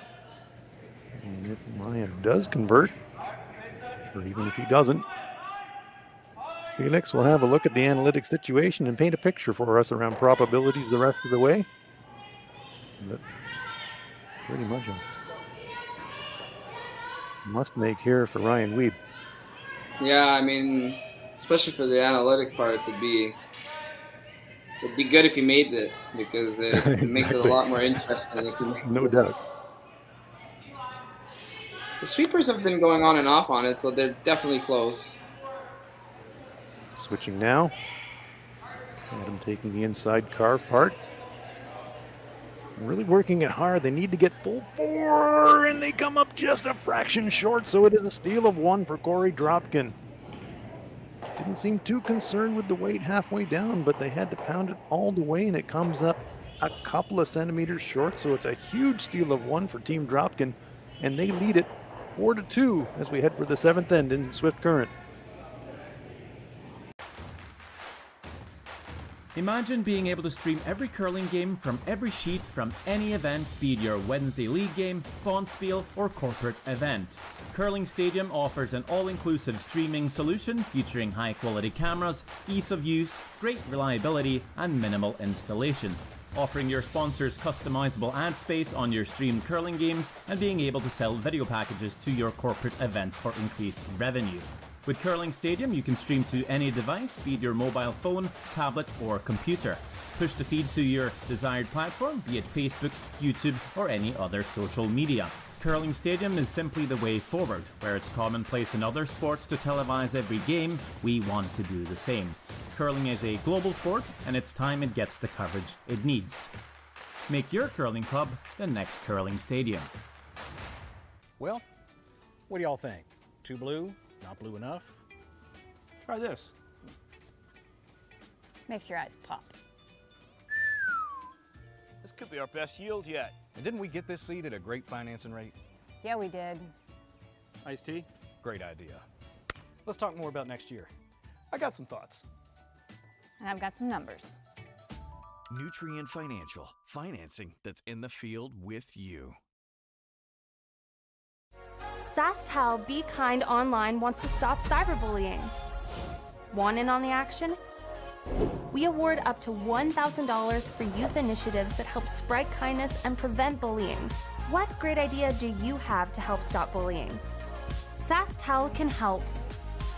Go to BeKindOnline.com and apply for a grant today. Together, we can make a difference.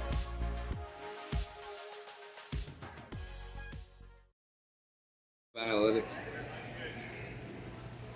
And welcome back as we head for the seventh end in the C qualifier game, the Nutrien Ag Solutions Western Showdown. Hans Frauenum along with Felix Saskatchewan.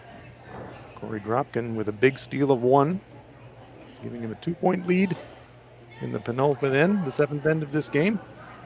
Yeah, first steal of the game. Always nice to see a steal.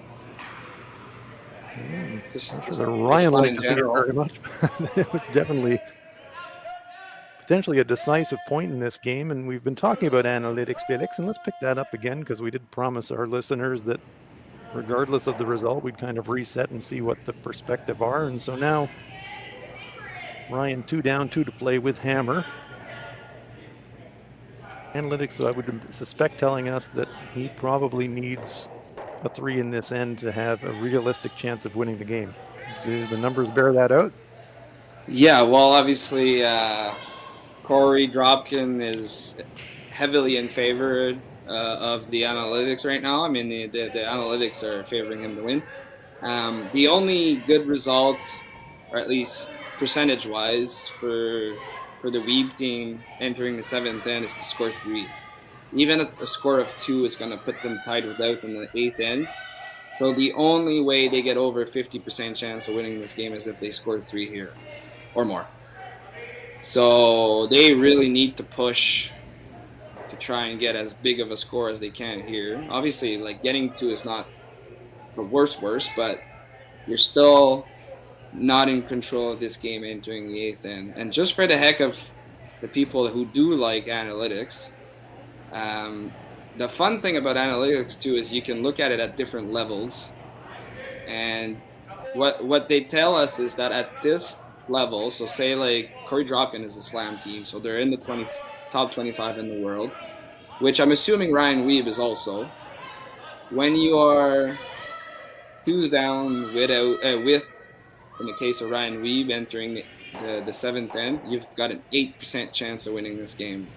But if you look at it from any other level, so like over 25th in the world, those odds actually double to 16%.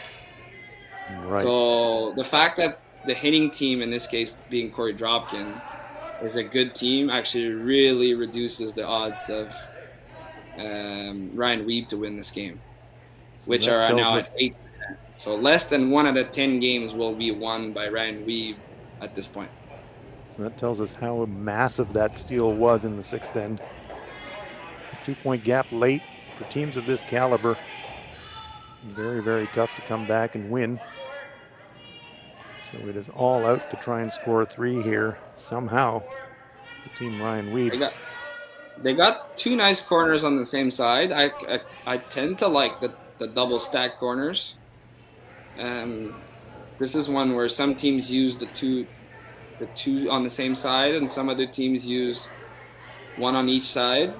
I think this is a bit of a preference. It might be depending on what the setup is, how many points you need and stuff like that. But I like the 2 on the same side because if there's ever a red behind that, it takes 2 rocks to get it out. You know, you need to peel the long one and then peel the short one, and then only then you can get to the back rock. The only problem that there is with the corner guards on the same side is if the other team ever sees the tight one, they'll just peel the tight one and you're left with a long guard. And we know on nice swingy ice, the long guard is useless. So you need to absolutely cover that short guard, which Ryan Wiebe did here. So there's a bit of a chance. They need 3 here. They really need to do everything in their power to to score 3. And to be honest, they need to put the steal in play to have that chance. But at this point, I think they're pretty much all out. Very nice nose freeze on the previous shot by Sean Flatt. Setting the table a little bit. And you can see Andrew Tapera saying, well, the way these are angled and frozen, if we just keep lobbing guards up the middle. They've done the analytics and the math too. They certainly not want to drop 2, but they also know if they do, they're still in control of the game. What they're doing is defending against a 3. 2 is definitely acceptable for Korey Dropkin. And when you are the team peeling, very, very often you do give up 2. But 2 is fine here, so they're ready to accept it. And that'll explain continuing to throw center guards as opposed to peeling corners. Because the way the rocks are set up, 3 doesn't feel like it's in the brew just yet.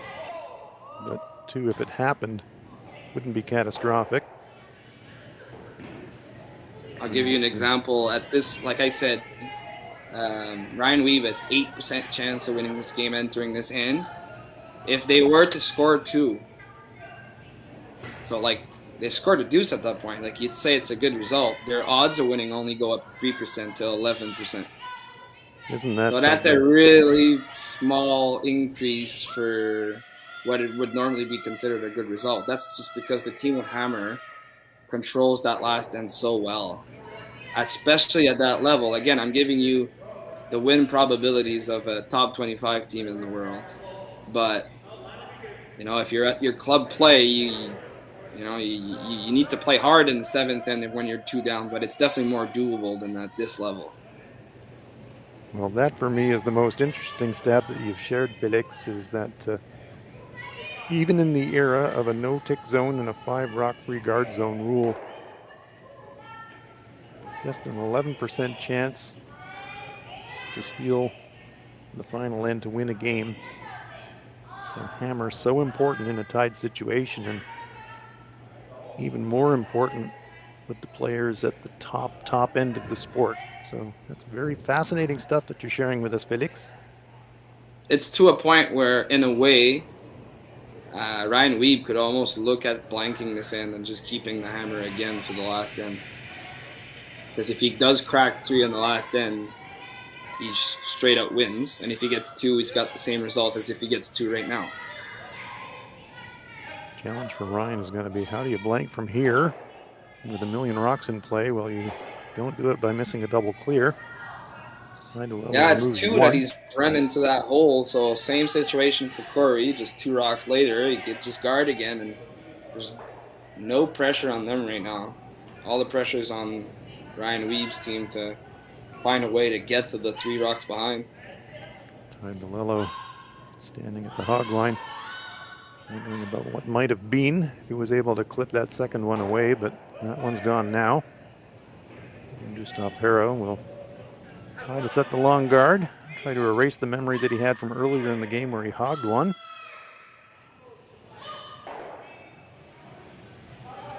He owes them around. Does owe him around. Doesn't want to owe him 2 rounds. No problem this time. Comfortably over the hog line.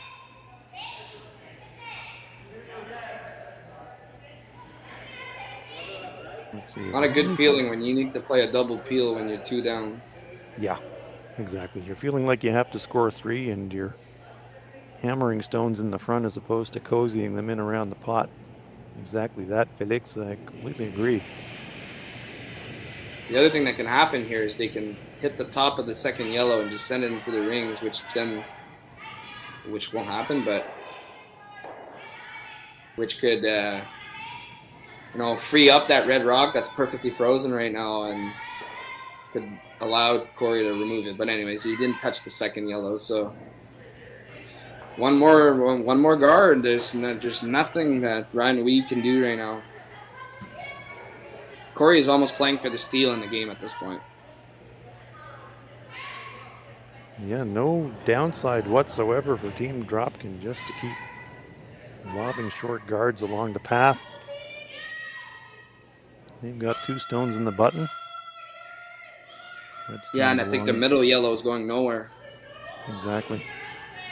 But it's going to take like 2 rocks currently for Ryan to even move the 2 yellows for him to be shot rock. But there's 2 more yellows to come at the same time. So I don't know how they're going to do it, but they're going to need a pretty big shot. Yeah, at some point. The Hail Mary off the corner run? Yeah, I was going to say, I don't know if you can. I don't know if it's Angles you can aren't avoid hitting the tight guard and sending it into the rings. I don't know, but we might be at this point. Team Dropkin content to take away the most obvious path, which is up the middle. They do get the tiniest overlap on the center guard, changing the angle just enough that they can't run it straight back in. Difficult to tell from this angle if there is a pass from the red to the red. Sean Flatt's taking a look at it. He's going to ask Ryan to come out and have a look as well.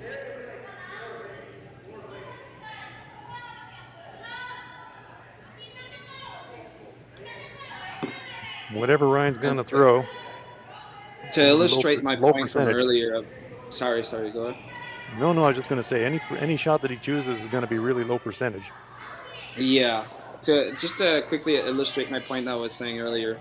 I mean, we're talking about the best teams in the world, but I remember that at last year's Grand Slam,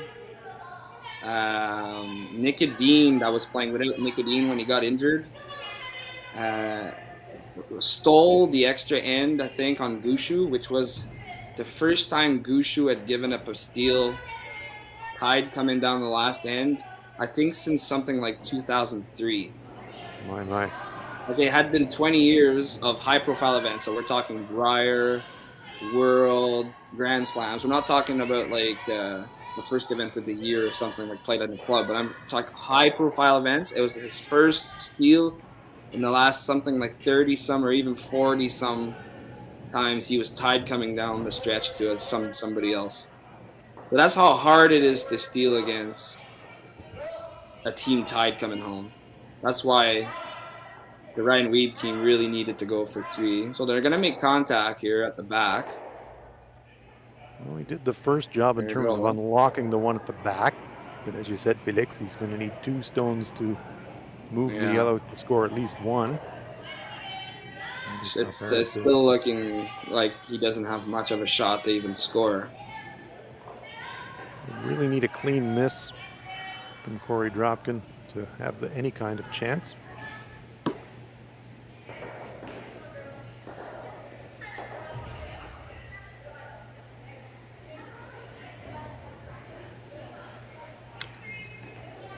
Yeah, like the analytics are pretty clear on this one. If Korey Dropkin steals, it's a 100-0. Yeah, I would imagine that one's pretty easy. Yeah, Korey Dropkin steals. I think Ryan might call it a day. I believe so. I think they would go for that drink right away.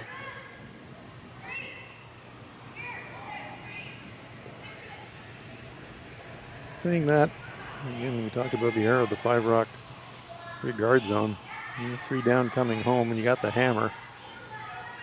Just to see qualifier, you've slugged it away all week. You'd probably have a crack at trying to steal 3, or to score 3 rather, but the numbers don't lie, do they? No. I think if they were 3 down without, they would probably shake at this point. Watch it, they would prove me wrong, but I think they would shake. Yeah, 3 down without, absolutely. They would shake. 3 down with? 3 down with? Well, but it would still be pretty terrifying. Yeah, because they can give up a steal right now and they would still play because they would have hammer. Exactly. But it would be the steepest mountain climbs, trailing by 3 coming home. So I think he's going to freeze that pile in the middle of that yellow and red.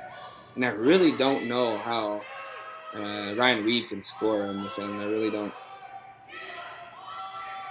And it's Only looking bad like it's things. on a good line. Exactly. Clipping the guard would have been the only really bad Just thing like for that. Korey. And he's Oh, wedged did he it give in up there. the double? Well, Did he give up a flat double for 2? he may have. Yeah, I think he did. Pretty sure that's a fairly natural flattish double. Like, it only needs to get out of the forefoot. It's definitely there. Well, you'd like to think that throwers from Manitoba could throw it hard enough to make a flat double. Oh, it's there. Trust me, it is there. So Korey Dropkin looked a little bit heavy, and just that little bump and that little change of the angle giving a glimmer of hope for Ryan Wiebe. Like, they were so focused on their line that, you know, it ended up being a little heavy, and he gave up that double. At that point, they almost should have tapped it more. Exactly. Just the angle that he's left, giving Ryan Wiebe unexpectedly a chance to score 2. Here it comes. Needs to curl. It's close. There's 1, there's 2, pops it out the side door, but is it far enough? I don't think so. It looks just like a single point to me. Yeah, it looks like a single. Oh my goodness. It was there. It was definitely there, though, and you just needed to be closer to the guard. Oh my gosh. So it is only a single point for Ryan Wiebe as we head for the 8th end. We'll do the numbers again at the Nutrien Ag Solutions Western Showdown. Korey Dropkin leads it 4-3. They'll have the hammer coming home.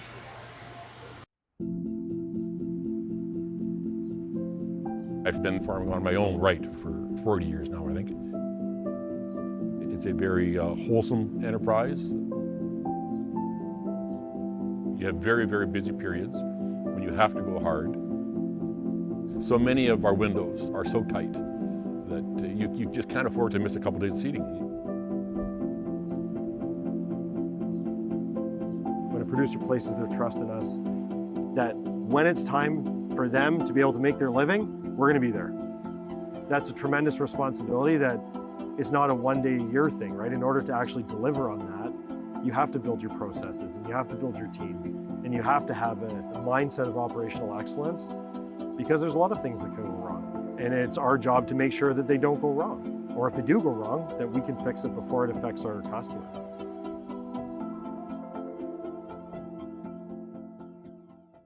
So with the impact to my business and income, will this delay my retirement? I know you're worried, Marshall, but based on the original plan we came up with, you're only about 6 months behind. I thought it would be years, not months. You should feel good. Remember, you've got a plan.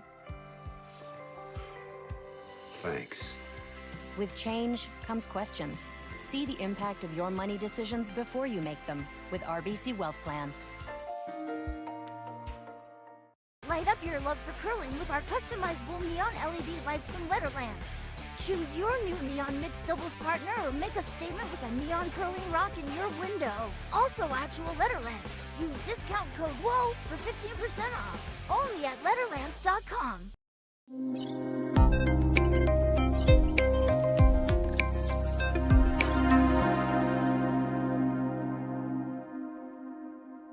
Might as well give up a purposely steal.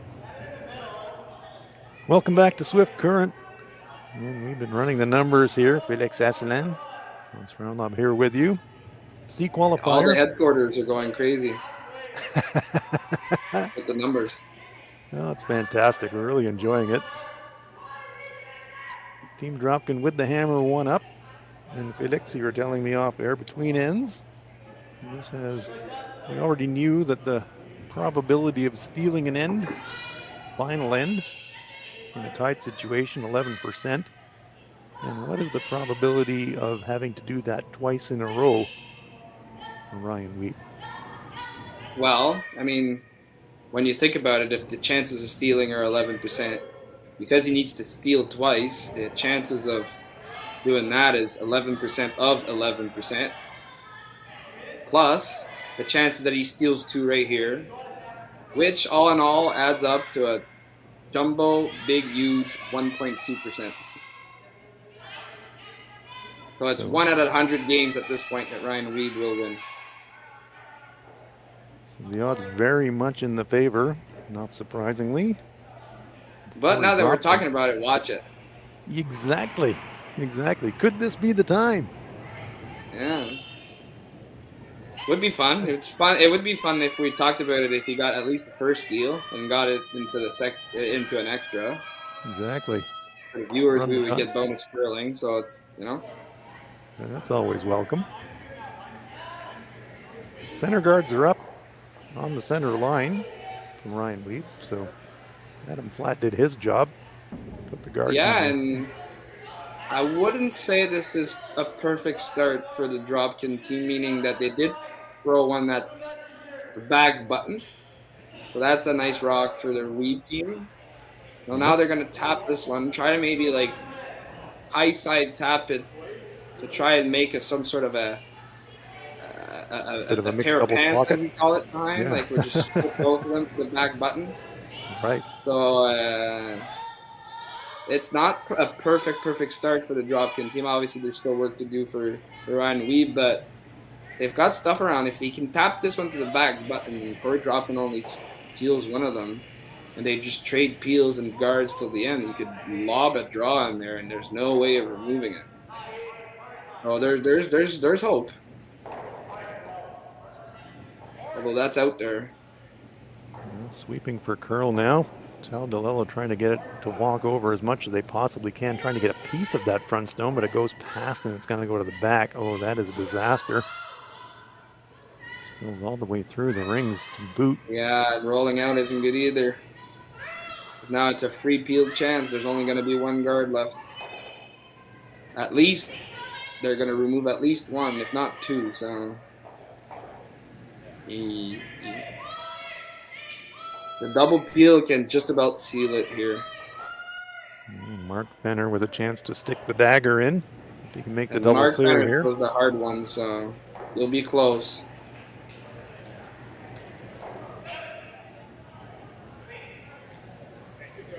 This one with a vapor trail behind it.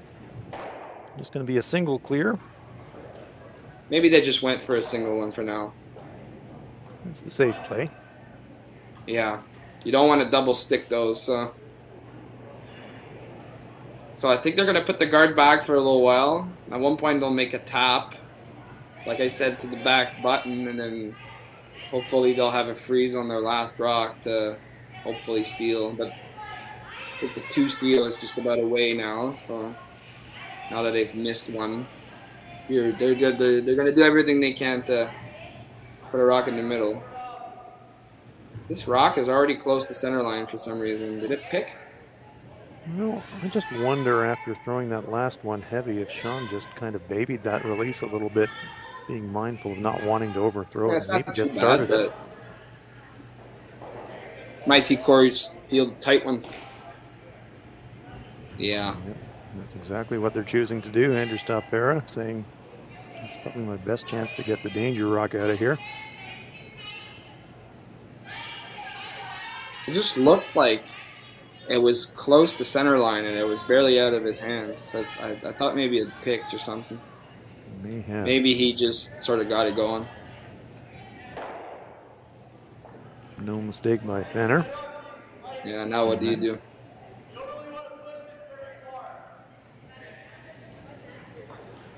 You're just about out of guards at this point because the guard is not covering the yellows. You need the guard to be covering the yellows.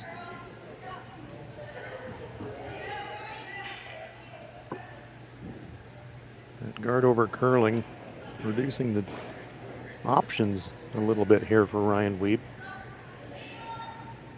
Stone is still in the back of the button, but we're going to have to find a way to maneuver stones in a way that they can actually use it. DeLello. Sometimes I wonder if Manitoba players shouldn't really just have a slider on their knee as well. It's so low in their delivery.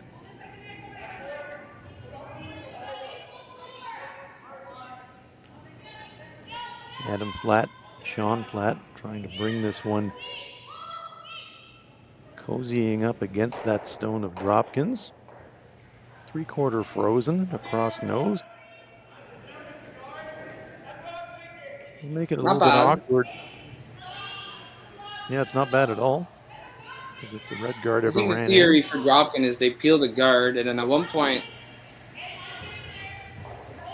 they're gonna think about it. But the theory behind peeling the guard is you peel that guard, there's no guard left, and then at one point they'll maybe make a move on the top 4 red rock that they just threw, and you hope to get an easy double, and you could win right away. But if they peel the guard, I think on his last rock, he could probably draw to the pin. And with the sort of staggered on the 2 top 4 rocks, you could maybe find a way to not be able to remove that rock on the button. But it's a precise draw. well, that's what I was kind of wondering as you were saying it, Felix, that after he rips, if I'm Ryan Wiebe, I kind of go for the pin straight away, really. Because of that overlap in those stones in the front forefoot. Yeah, it sort of serves as a guard. Yeah, as strange as it Really- sounds, like a guard in the front of the forefoot, that's the way you have to think about it. But it's just the same as earlier. They're overlap, so it's a guard. For Dropkin, in this case, it's he's the one who overlapped the other one in the, what was it, like the 5th or 6th end? But that's right. In this case, you know, it can work against him. Those overlap guards are your worst enemies. You know, the run back's such a big part of our sport now, and the best antidote to a run back is an overlap stagger where you just cannot run the stone straight back. And a great look at it from the hack end now. That red-yellow combination at the front of the forefoot, acting almost as a guard. It would have to kind of walk in sideways, though, to get the pin, and so one more guard being asked for by Ryan Wiebe. Yeah, I agree with this. I think you need one more guard. You need to see your opponent peel more rocks before, you know, it's too early to make a move. They'll have too many doubles to come. So you put another guard, maybe even another one. Save it for his Depending on last what, as opposed to his second last. Yeah. The only thing is, let's say red throws a guard, yellow peels. Red throws another guard. Maybe yellow just leaves the guard there and blocks the draw, and then you have you've got no way of putting yourself shot. Nicely set guard there by Ty DeLillo.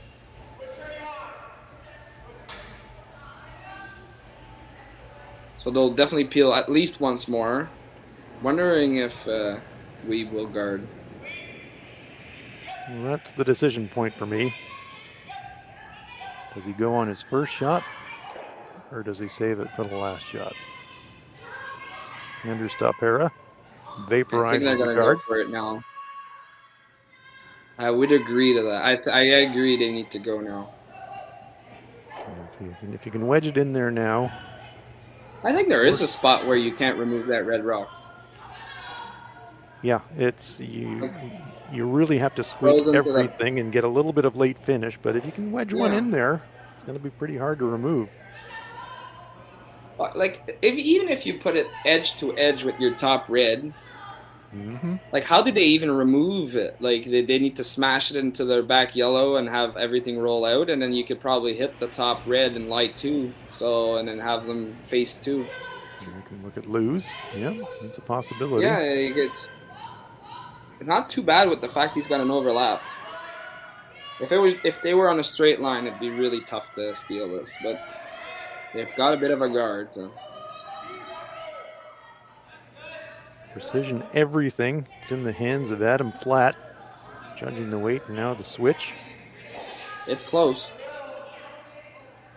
Very close. That Just is like as that. good as you can throw it. That is absolutely as good as you can throw that. Terrific shot by Ryan Wiebe. Absolutely no way, I think, of removing it. Maybe with the drag it touches it. Maybe he actually curled it too much. He threw it too good. Yeah. Terrific shot, though. Boy, oh boy, credit to Ryan Wiebe. What a terrific shot under pressure, trying to save the game here. C qualifier, taking advantage of that tiny little overlap. He's wedged one in there into shot position. Three-quarter corner frozen against the catcher in the back. That is a quality curling shot, especially in that situation.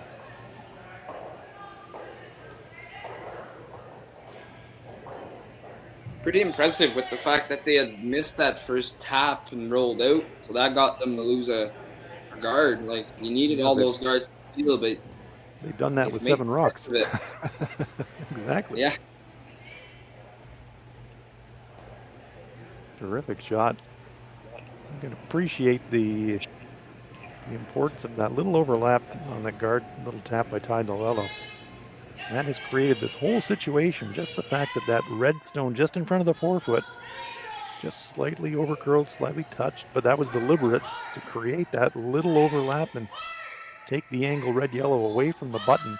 That's created this opportunity, and it's been converted by Ryan Wiebe.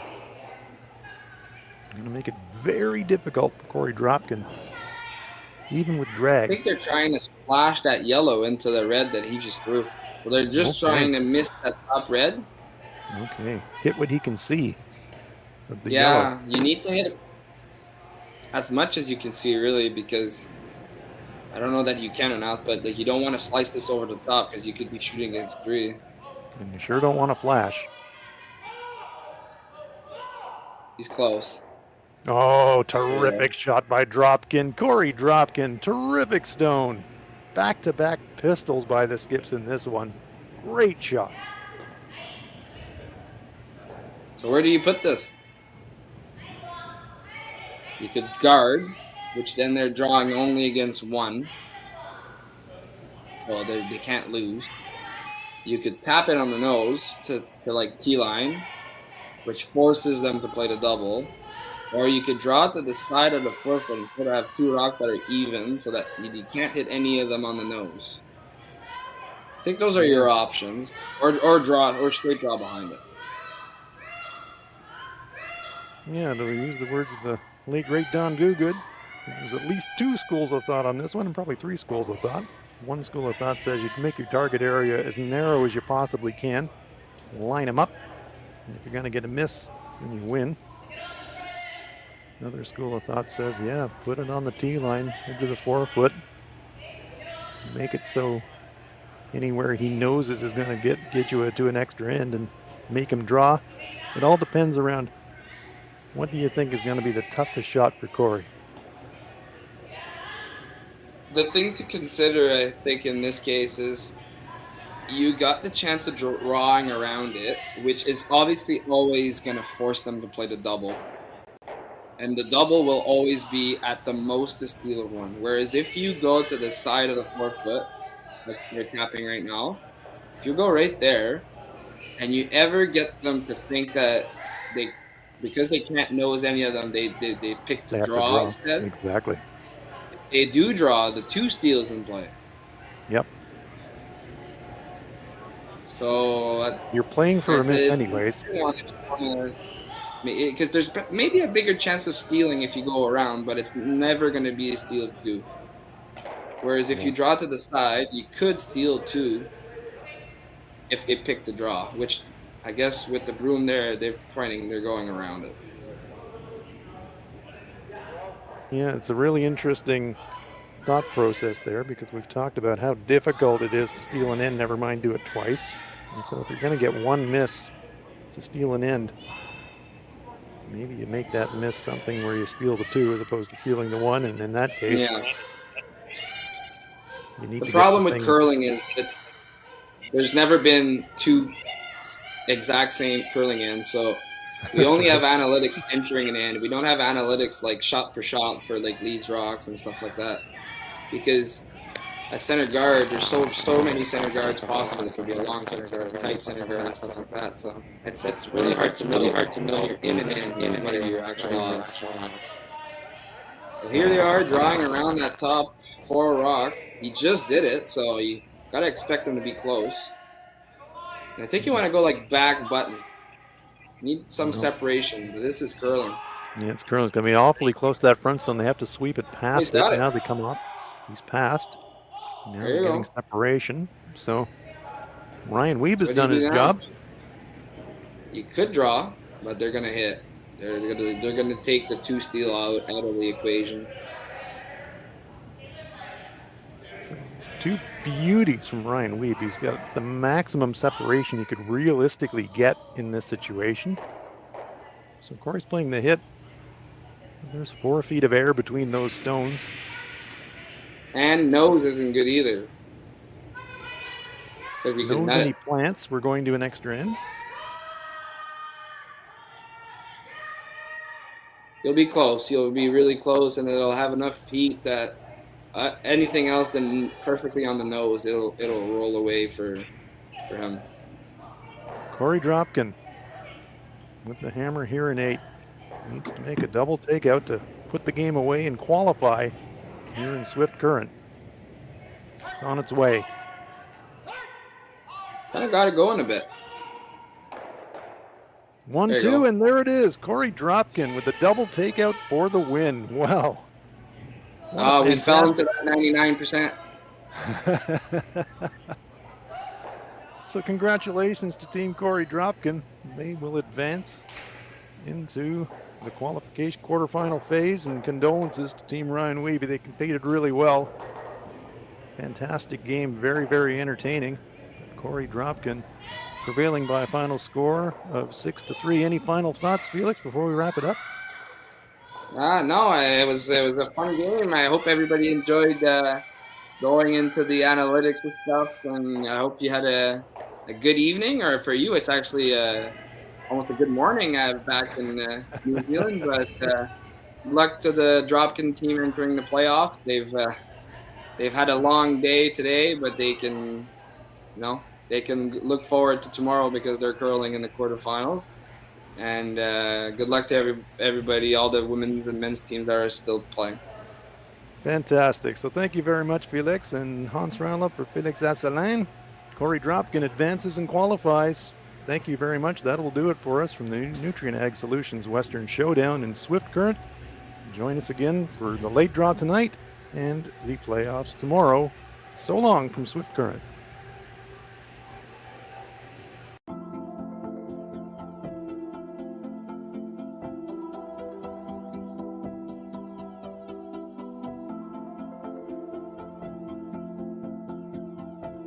We feed the world with Nutrien, and a large portion of what our job is to get fertilizer out with the carriers so they can get directed to the farms or to the different retail locations. We know that if we don't have the answer to something, we're not afraid to reach out because we have support from everyone. We've got a really good team behind us.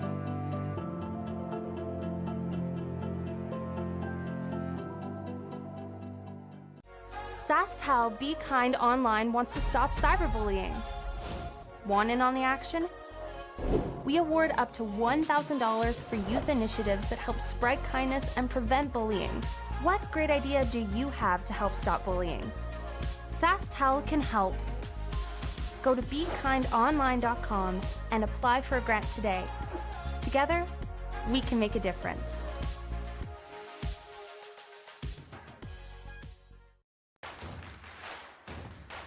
Imagine being able to stream every curling game from every sheet from any event, be it your Wednesday league game, bonspiel, or corporate event. Curling Stadium offers an all-inclusive streaming solution featuring high-quality cameras, ease of use, great reliability, and minimal installation. Offering your sponsors customizable ad space on your streamed curling games and being able to sell video packages to your corporate events for increased revenue. With Curling Stadium, you can stream to any device, be it your mobile phone, tablet, or computer.